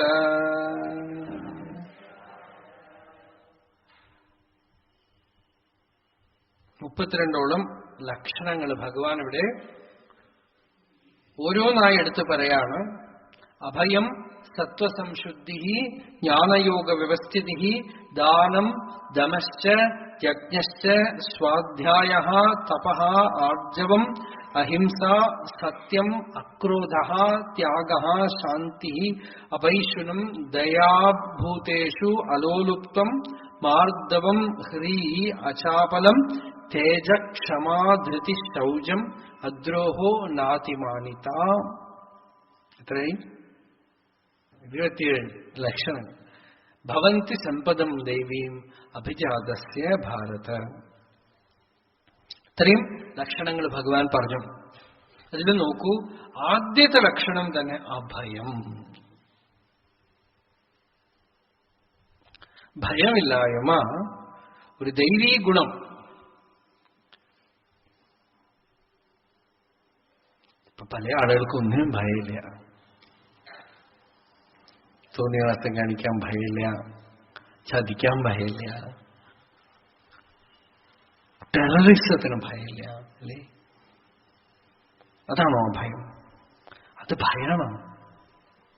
അത് അഭയമല്ല, അത് ഭയമാണ്. ഇതേ പറയണ ശ്രുതി തന്നെ പറയണു, ഭയപ്പെടൂ എന്ന് പറയണു. ഭിയാദേയം ഹ്രിയാദേയം സംവിതാദേയം. എന്തെങ്കിലും ദാനം ചെയ്യുമ്പോ ഭയത്തോടു കൂടെ കൊടുക്കൂ, ലജ്ജയോടെ കൊടുക്കൂ, അറിവോടുകൂടെ കൊടുക്കുന്നു.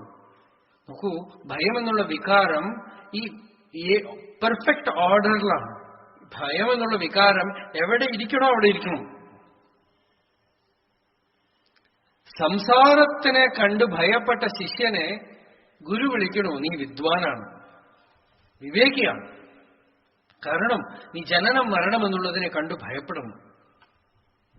ഭക്തിർഭവേ മരണജന്മ ഭയം ഹൃദിസ്ഥം സ്നേഹോ ന ബന്ധുഷു ന മന്മഥജാ വികാരാഃ സംസർഗദോഷരഹിതാ വിജനാവനാന്താഃ വൈരാഗ്യമസ്തി കിമതഃ പരമർത്ഥനീയം.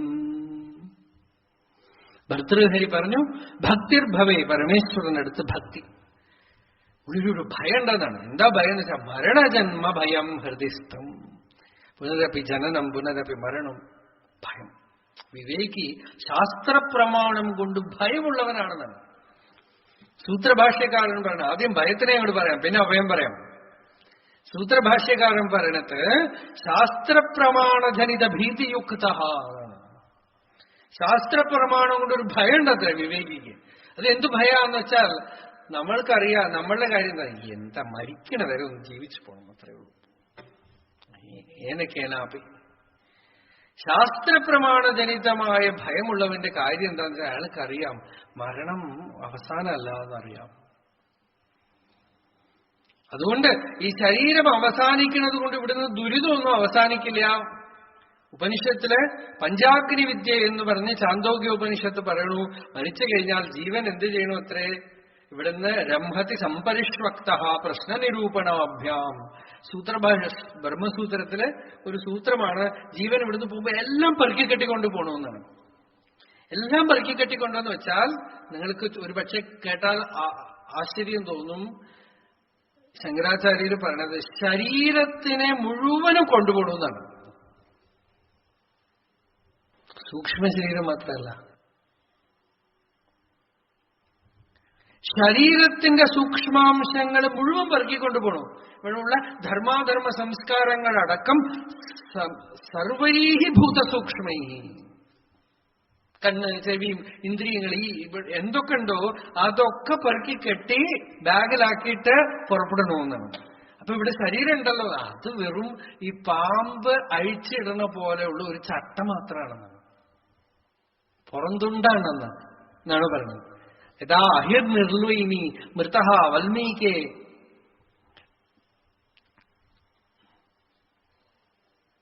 വൽമീകേ ദൃഷ്ടഃ തഥായം ശരീരം ശ്വേതേ.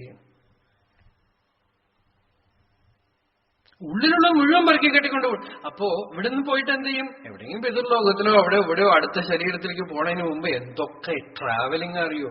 ആളുകൾ വിസ കിട്ടിയില്ല, പാസ്പോർട്ട് കിട്ടിയില്ല, അത് കിട്ടിയില്ല, ഇത് കിട്ടില്ല എന്ന് പറഞ്ഞു. ഇവിടുന്ന് പോയി അവിടെ പോയി ദേവന്മാര് പർജന്യനിൽ ഹോമിക്കണു, പർജന്യൻ ഭൂമിയിൽ ഹോമിക്കണു, ഭൂമിയിൽ നിന്ന് ഓഷധി വനസ്പതികളിൽ പ്രവേശിക്കണു, അവിടുന്ന് പുരുഷന്റെ ശരീരത്തിൽ പ്രവേശിക്കുന്നു, സ്ത്രീയുടെ ശരീരത്തിൽ പ്രവേശിക്കുന്നു.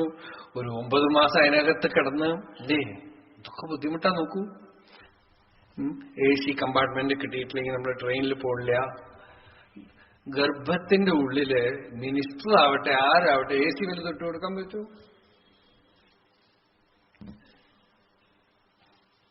ആ കമ്പാർട്ട്മെന്റില് പാനിറ്ററി കാറും ടോയ്ലറ്റും ഒക്കെ ഒന്നാണ്. അവിടെ എല്ലാം ഒന്നാണ്. അതിനകത്ത് കിടന്നിട്ടാണ് ഗംഭീരായിട്ട് വന്നിട്ട് പുറത്തു വന്ന് നിൽക്കണത്. അത് 9 മാസം ഓടുന്ന ട്രെയിന് 2 ദിവസം 3 ദിവസത്തിലൊന്നും എത്തില്ല. അത്രയും ദിവസങ്ങൾ ഓടിയിട്ടേ ഇറക്കി വിടുള്ളൂ എന്നർത്ഥം. അതിലൊന്നും ഇറങ്ങാൻ പറ്റില്ല, ഏത് സ്റ്റേഷനിലും നിൽക്കില്ല, അങ്ങനെയൊരു ട്രെയിൻ. ഇതൊക്കെ വിവേകിക്ക് അറിയണതുകൊണ്ട് എന്താ, അയാൾക്കറിയാം ഈ മരണം കൊണ്ടൊന്നും അവസാനിക്കില്ല. മൃത്യോഹോ സമൃത്യുമാപ്നോതി യേഹനാനേവ പശ്യതി. അതാണ് വിവേകം വന്നു കഴിഞ്ഞാൽ വലിയ ദുഃഖമാണെന്നാണ് പതഞ്ജലി പറഞ്ഞത്. കാരണം ഇത് കഴിഞ്ഞിട്ടുള്ള കണ്ടിന്യൂവേഷൻ ഓഫ് സഫറിങ്,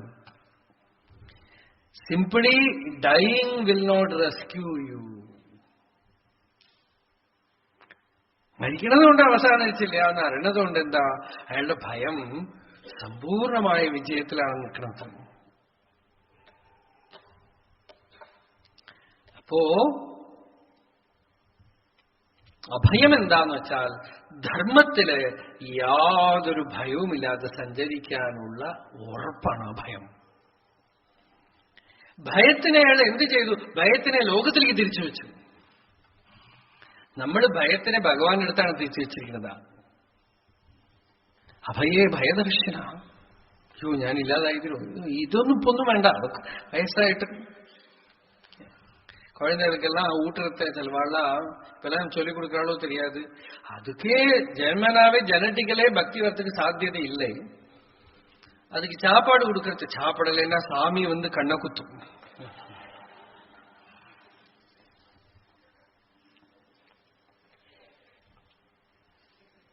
குழந்தையோட உள்ளேயே சாமி கண்ணை குத்துறதுக்கு கையில குந்தா சூழல்.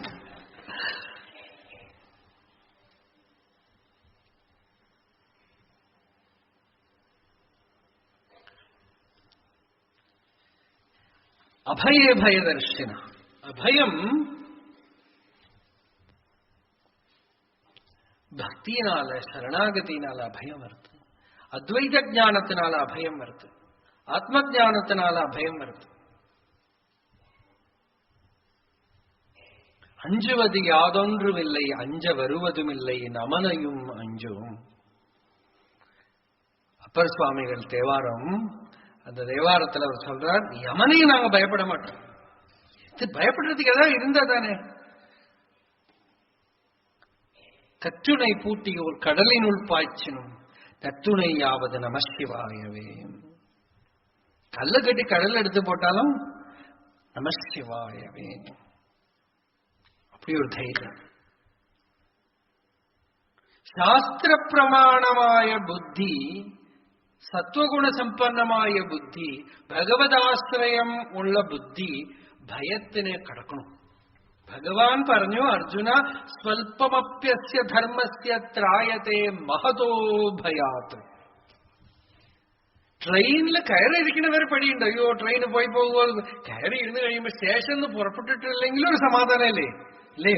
അതുപോലെ ഈ സനാതന ധർമ്മത്തിന്റെ ട്രെയിനിന്റെ ഉള്ളിൽ കയറിയിരിക്കുമ്പോ തന്നെ ഒരു സമാധാനം. ലക്ഷ്യം കറക്റ്റാണ്, കയറിയ ട്രെയിൻ കറക്റ്റാണ്.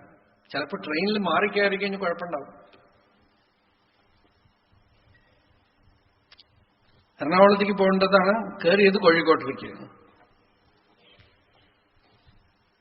ഒരാൾ കയറിയിട്ട് ചോദിച്ചു, അത്രേ മുകളിലിരിക്കുന്ന ആളുടെ അടുത്ത്, ഷൊർണൂർന്ന് കയറി മൂപ്പർക്ക് എറണാകുളത്തേക്കാണ് പോകേണ്ടത്. മോള് കിടക്കുന്ന ആളോട് ചോദിച്ചു, എവിടേക്കാ പോണെന്ന് ചോദിച്ചു. കോഴിക്കോട്ടേക്കാന്ന് പറഞ്ഞു. അപ്പോഴെങ്കിലും മനസ്സിലാവണ്ടേ ട്രെയിൻ മാറി. മൂപ്പര് പറഞ്ഞു, അത്രേ എന്താ ശാസ്ത്രത്തിന്റെ ഒരു പുരോഗതിയെ, മുകളിലിരിക്കുന്ന ആള് കോഴിക്കോട്ടേക്കും ചോട്ടിലിരിക്കുന്ന ആള് എറണാകുളത്തേക്കും.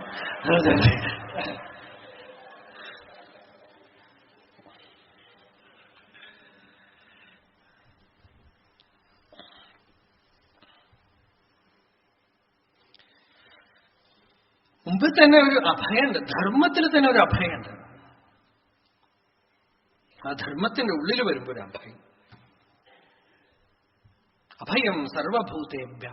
സന്യാസം എടുക്കുമ്പോ ഒരു മന്ത്രം തന്നെ അതാണ്. എന്റെ അടുത്തുനിന്ന് മത്തഹ അഭയം. എന്റെ അടുത്തുനിന്ന് ഇനി ആർക്കും ഭയമില്ല എന്നാണ്. ഒരു പ്രാണിയും ഞാൻ ഭയപ്പെടുത്തില്ല. ഇനി ആരും ഭയപ്പെടണ്ട, ഞാനും ആരെയും ഭയപ്പെടില്ല. ഭീതിർനാമ ദ്വിതീയാത് ഭവതി നനു മനഃകൽപ്പിതം ച ദ്വിതീയം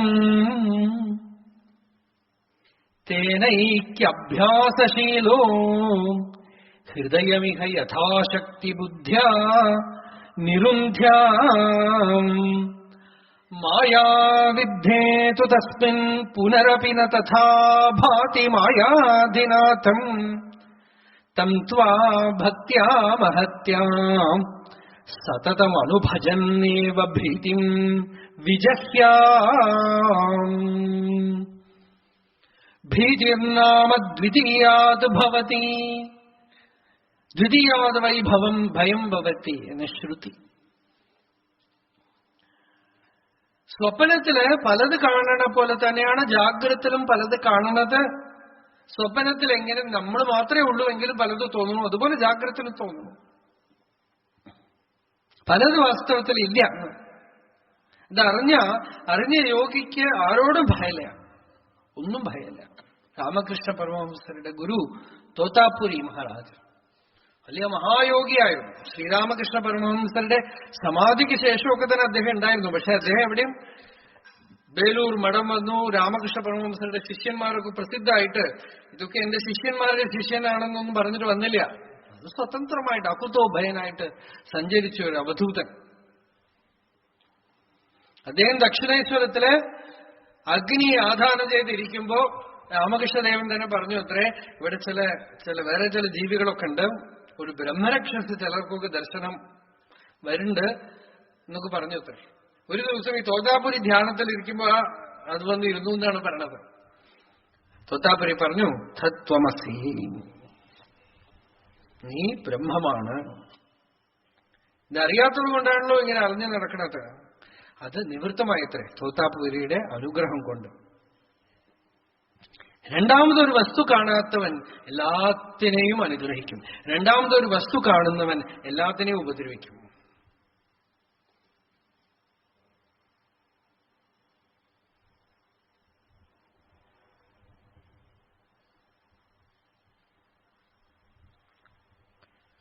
അഭയം, ഭയം ബയോളജിക്കൽ ഫിയർ ഉണ്ട്.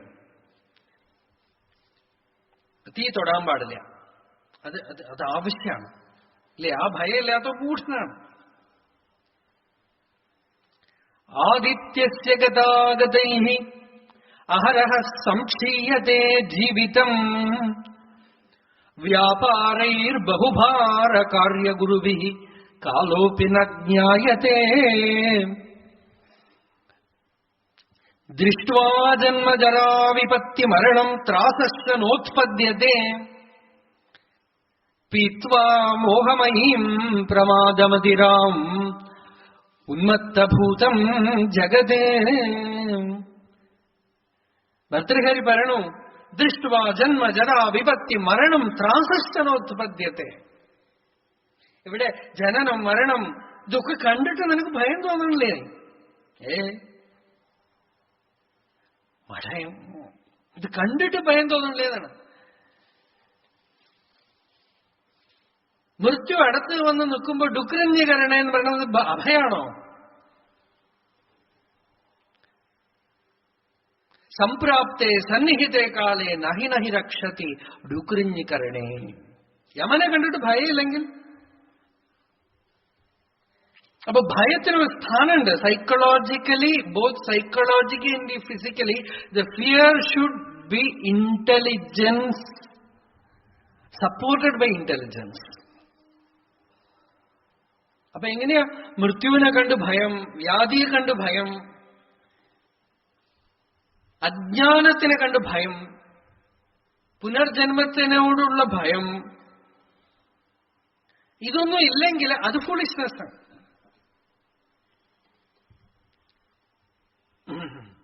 അതൊരു ഫോഴ്സാണ്. ഭയമാശ്രിത്യതേത. ഈ ദുഃഖമൊക്കെ കാണുമ്പോഴാണ് നമുക്ക് അധ്യാത്മ സാധനയ്ക്ക് ഒരു ഫ്യൂവൽ കിട്ടുള്ളൂ. അപ്പോ അജ്ഞാനത്തിനോടുള്ള ഫിയർ തന്നെയാണ്, ഭയം തന്നെയാണ് അഭയം. അപ്പൊ ഭഗവാനോട് അഭയം എന്ന് പറയണത്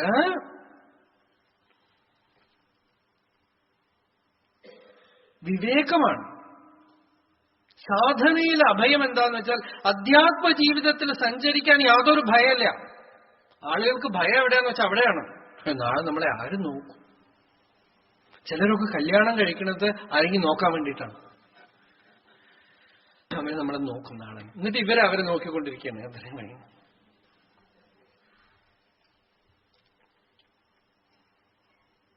കുട്ടികളുണ്ടെങ്കിൽ നമ്മളെ നോക്കും. എന്നിട്ട് കുട്ടികളുടെ കുട്ടികളെ വരിയായിട്ട് നോക്കിക്കൊണ്ടിരിക്കണം നമ്മള്. അല്ലേ? അത് ചെയ്യേണ്ടതല്ല. അതൊക്കെ ധർമ്മം. അതൊന്നും ഭയം കൊണ്ടുള്ള കാര്യമൊന്നുമല്ല. ഇവര് നോക്കുക, അവര് നോക്കുന്ന ആളെ ഇവര് നോക്കും. Security, fear. നമുക്ക് വലിയൊരു ഭയമാണ്. കാര്യം നാളെ ആര് നോക്കും. എല്ലാവരും ഈ ഫ്ലാറ്റ് ഇങ്ങനെ കെട്ടിയിട്ട് അതിനകത്ത് കയറി ഒരു ഭയം. സെക്യൂരിറ്റി ഉണ്ട്, അവനുണ്ട്, ഇവരുണ്ട്. അവസാനം സെക്യൂരിറ്റി തന്നെ പൊക്കിക്കൊണ്ടുപോകും. പല സ്ഥലത്തും നടക്കുന്നതാണത്. എല്ലാം ആളുകൾക്കിപ്പോ വീടൊന്നുമല്ല ഇഷ്ടം. എല്ലാവർക്കും കുടീരം. അതിന് മുമ്പിലൊരു വാക്ക് വെക്കണം. എല്ലായിടത്തും മൂടിയിട്ട് ടോമ്പണി. ഭയം. ആരും ഉള്ളിൽ വരാൻ പാടില്ല. ആരെങ്കിലും വന്നു കഴിഞ്ഞാൽ ഓട്ടെ കൂടെ നോക്കുക. ഇതൊരു ഏർപ്പാടാണെന്ന് നോക്കൂ. നോക്കിയാ വല്ലതും അറിയോ? ഒന്നും അറിയില്ല. ആളുടെ രൂപമല്ലേ കാണുന്നു. അയാൾ ആരാന്ന് എന്തറിയും? ആരെയും വിശ്വാസമില്ല. ആധാർ കാർഡ് ഒരു വിശേഷം. മൂലാധാരമേ പോയി. ഞാൻ പറയണമെന്ന് വിചാരിക്കണ്ട. എന്ത് നേരാണ്. നന്നാക്കാൻ പുറപ്പെട്ട ഏതാ കുഴപ്പം? നമ്മുടെ പാലക്കാട് സ്വാമി TN ശേഷൻ അദ്ദേഹം നന്നാക്കാനായിട്ട് ഇലക്ഷൻ കാർഡ് കൊണ്ടുവന്നു. ഇപ്പൊ നമ്മളൊക്കെ ബുദ്ധിമുട്ടാണ്. അവിടെ അത് വാങ്ങിച്ചോ പേടിച്ച് നമ്മൾ പോയി നിന്ന വിശ്വാസമില്ല. ഒരു കടലാസ് കാണിക്കുന്ന പറയണത് എന്തൊരു വിഡ്ഢിത്താ നോക്കൂ. You don't trust the human being, you trust paper. അപ്പൊ എന്താ? കടലാസ് വലിയ പ്രമാണല്ലേ? അല്ലേ? കള്ളന്മാരൊക്കെ വാങ്ങിച്ച് ആദ്യം വയ്ക്കും. നമ്മളാണ് അങ്ങനെ നിൽക്കുക.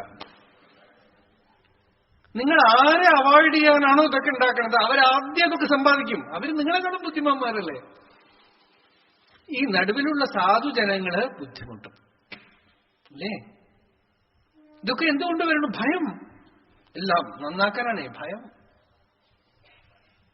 സാധാരണ ആളുകളിട്ട് വരട്ടി നഴ്സറി സ്കൂളിൽ ചേർത്താൻ Aadhaar card.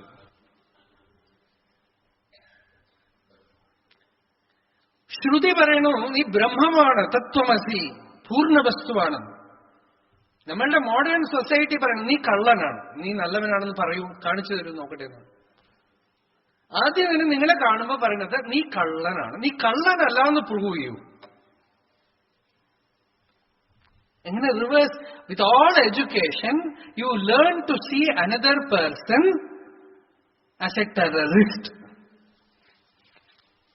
And he has to prove that he is a trustworthy person. ഇത് വേണം നമുക്ക്. നമുക്ക് എന്തിനാ ഗവൺമെന്റ് ഇലക്ഷൻ? നമ്മൾ ജീവിക്കാലോ.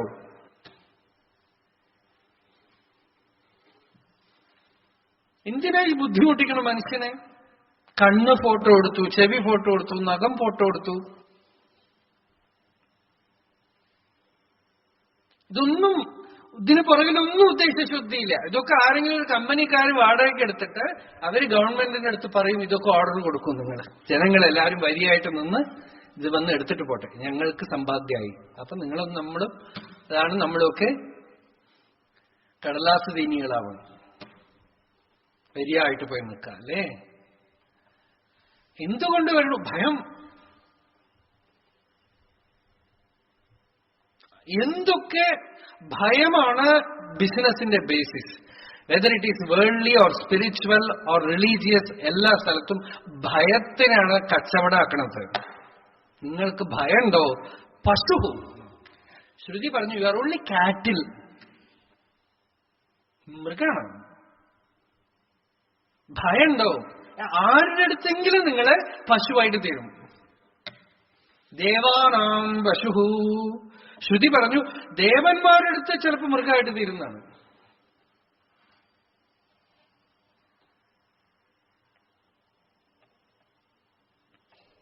ഭയമുണ്ടോ? ഗവൺമെന്റ് ഇവര് എല്ലാരിടത്തും പശു, അവരൊക്കെ ഉപയോഗിക്കും. ഒരു കൊച്ചു കുട്ടികൾക്ക് കുട്ടിക്കാലം മുതൽ ഒരു 12,000 ഇഞ്ചക്ഷൻ. ഇതൊക്കെ നല്ലതാണെന്നാണോ വിചാരിക്കണം? ഇതൊക്കെ ആരോ ഗവൺമെന്റ് ഒരു കമേഴ്ഷ്യൽ ഓർഗനൈസേഷൻ തീരുമാനിക്കണു. It is executed with your children. നമ്മൾ ആരും എന്താന്ന് ചോദിക്കില്ല, കാരണം നമുക്ക് പേടി. നമ്മളാരും എതിർത്തൊന്നും പറയില്ല, നമുക്ക് ഭയമാണ്. അത് സ്കൂളുകളിലൂടെ നടപ്പിലാക്കുക. ശ്വാസം വിടണമെങ്കിൽ ടാക്സ് ചോദിക്കും ഇനി കുറച്ചുകൂടെ കഴിഞ്ഞാൽ. എത്ര ശ്വാസം കണക്ക് കൊടുക്കണം ഗവൺമെന്റിന്, എത്ര ശ്വാസം വിട്ടു. ഭയമുള്ളവൻ അടിമയാണ്. എല്ലാവർക്കും അടിമയാവും. മൃഗത്തിന് അടിമയാവും, ചിലര് ഗുരുക്കന്മാരായിട്ടുള്ള ചിലർക്ക് അടിമയാവും.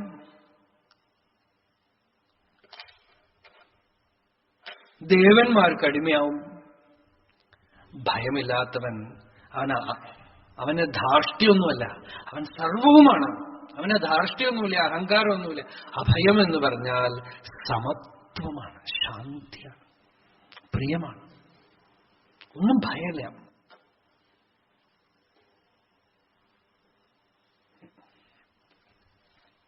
ഞങ്ങളെ തിരുവണ്ണാമലയിലെ ആണ്ടികൾക്കൊക്കെ ആധാർ കാർഡ് കൊടുത്തു. അവരെയൊക്കെ ഒരു 10-600 പേരെ വിളിച്ചുകൊണ്ട് പോയി. സന്തോഷമായിട്ട് അവരെ കൊടുത്ത് വാങ്ങിച്ചിട്ട് വന്നു. അവരൊക്കെ ആധാർ കാർഡ് പലതും. ഇതൊക്കെ നോക്കൂ, ഇതൊന്നും വേണോ വേണ്ടയോ അതൊന്നും അഭിപ്രായം പറയാനല്ല പറയണത്. ഇതിനൊക്കെ പുറകിലുള്ള ഇമോഷനെ നമ്മൾ നോക്കിയാൽ ഒരു കളക്റ്റീവ് ഫിയർ, ഭയമുണ്ട്. ആ ഭയത്തിന് കാരണമോ സെക്യൂരിറ്റി, അഹങ്കാരം. നമുക്ക് എന്തെങ്കിലും ആവുമോ? ഇതൊന്നും ഇല്ലെങ്കിൽ നമ്മൾ എങ്ങനെ ജീവിക്കും? ജയിലിൽ നിന്ന് തുറന്നു വിടുമ്പോൾ ഒരാൾക്ക് ടെൻഷൻ എത്ര. കമ്പിയില്ലാതെ എങ്ങനെ നോക്കും എന്നാണ്. ഇത്ര കാലം കമ്പി കൂടെ നോക്കിയിട്ട് അതുപോലെയാണ്. അടിമമാണ് ബുദ്ധിയും, ലിമിറ്റേഷൻ. വലിയ വിഷയമാണ് അത്. തുടർന്ന് നമ്മള് നാളെ കാണാം. സർവേപി സുഖിനഃ സന്തു, സർവേ സന്തു നിരാമയാഃ, സർവേ ഭദ്രാണി പശ്യന്തു, മാ കശ്ചിത് ദുഃഖഭാഗ് ഭവേത്. യതോ മമാത്മാ ഭവസി ത്വമേവ തതോ ന വാച്യം മമ കിഞ്ചിദസ്തി. യഥാ തവേഷ്ടം കുരു മാം തഥൈവ ത്വാം ആത്മനാഥം രമണം.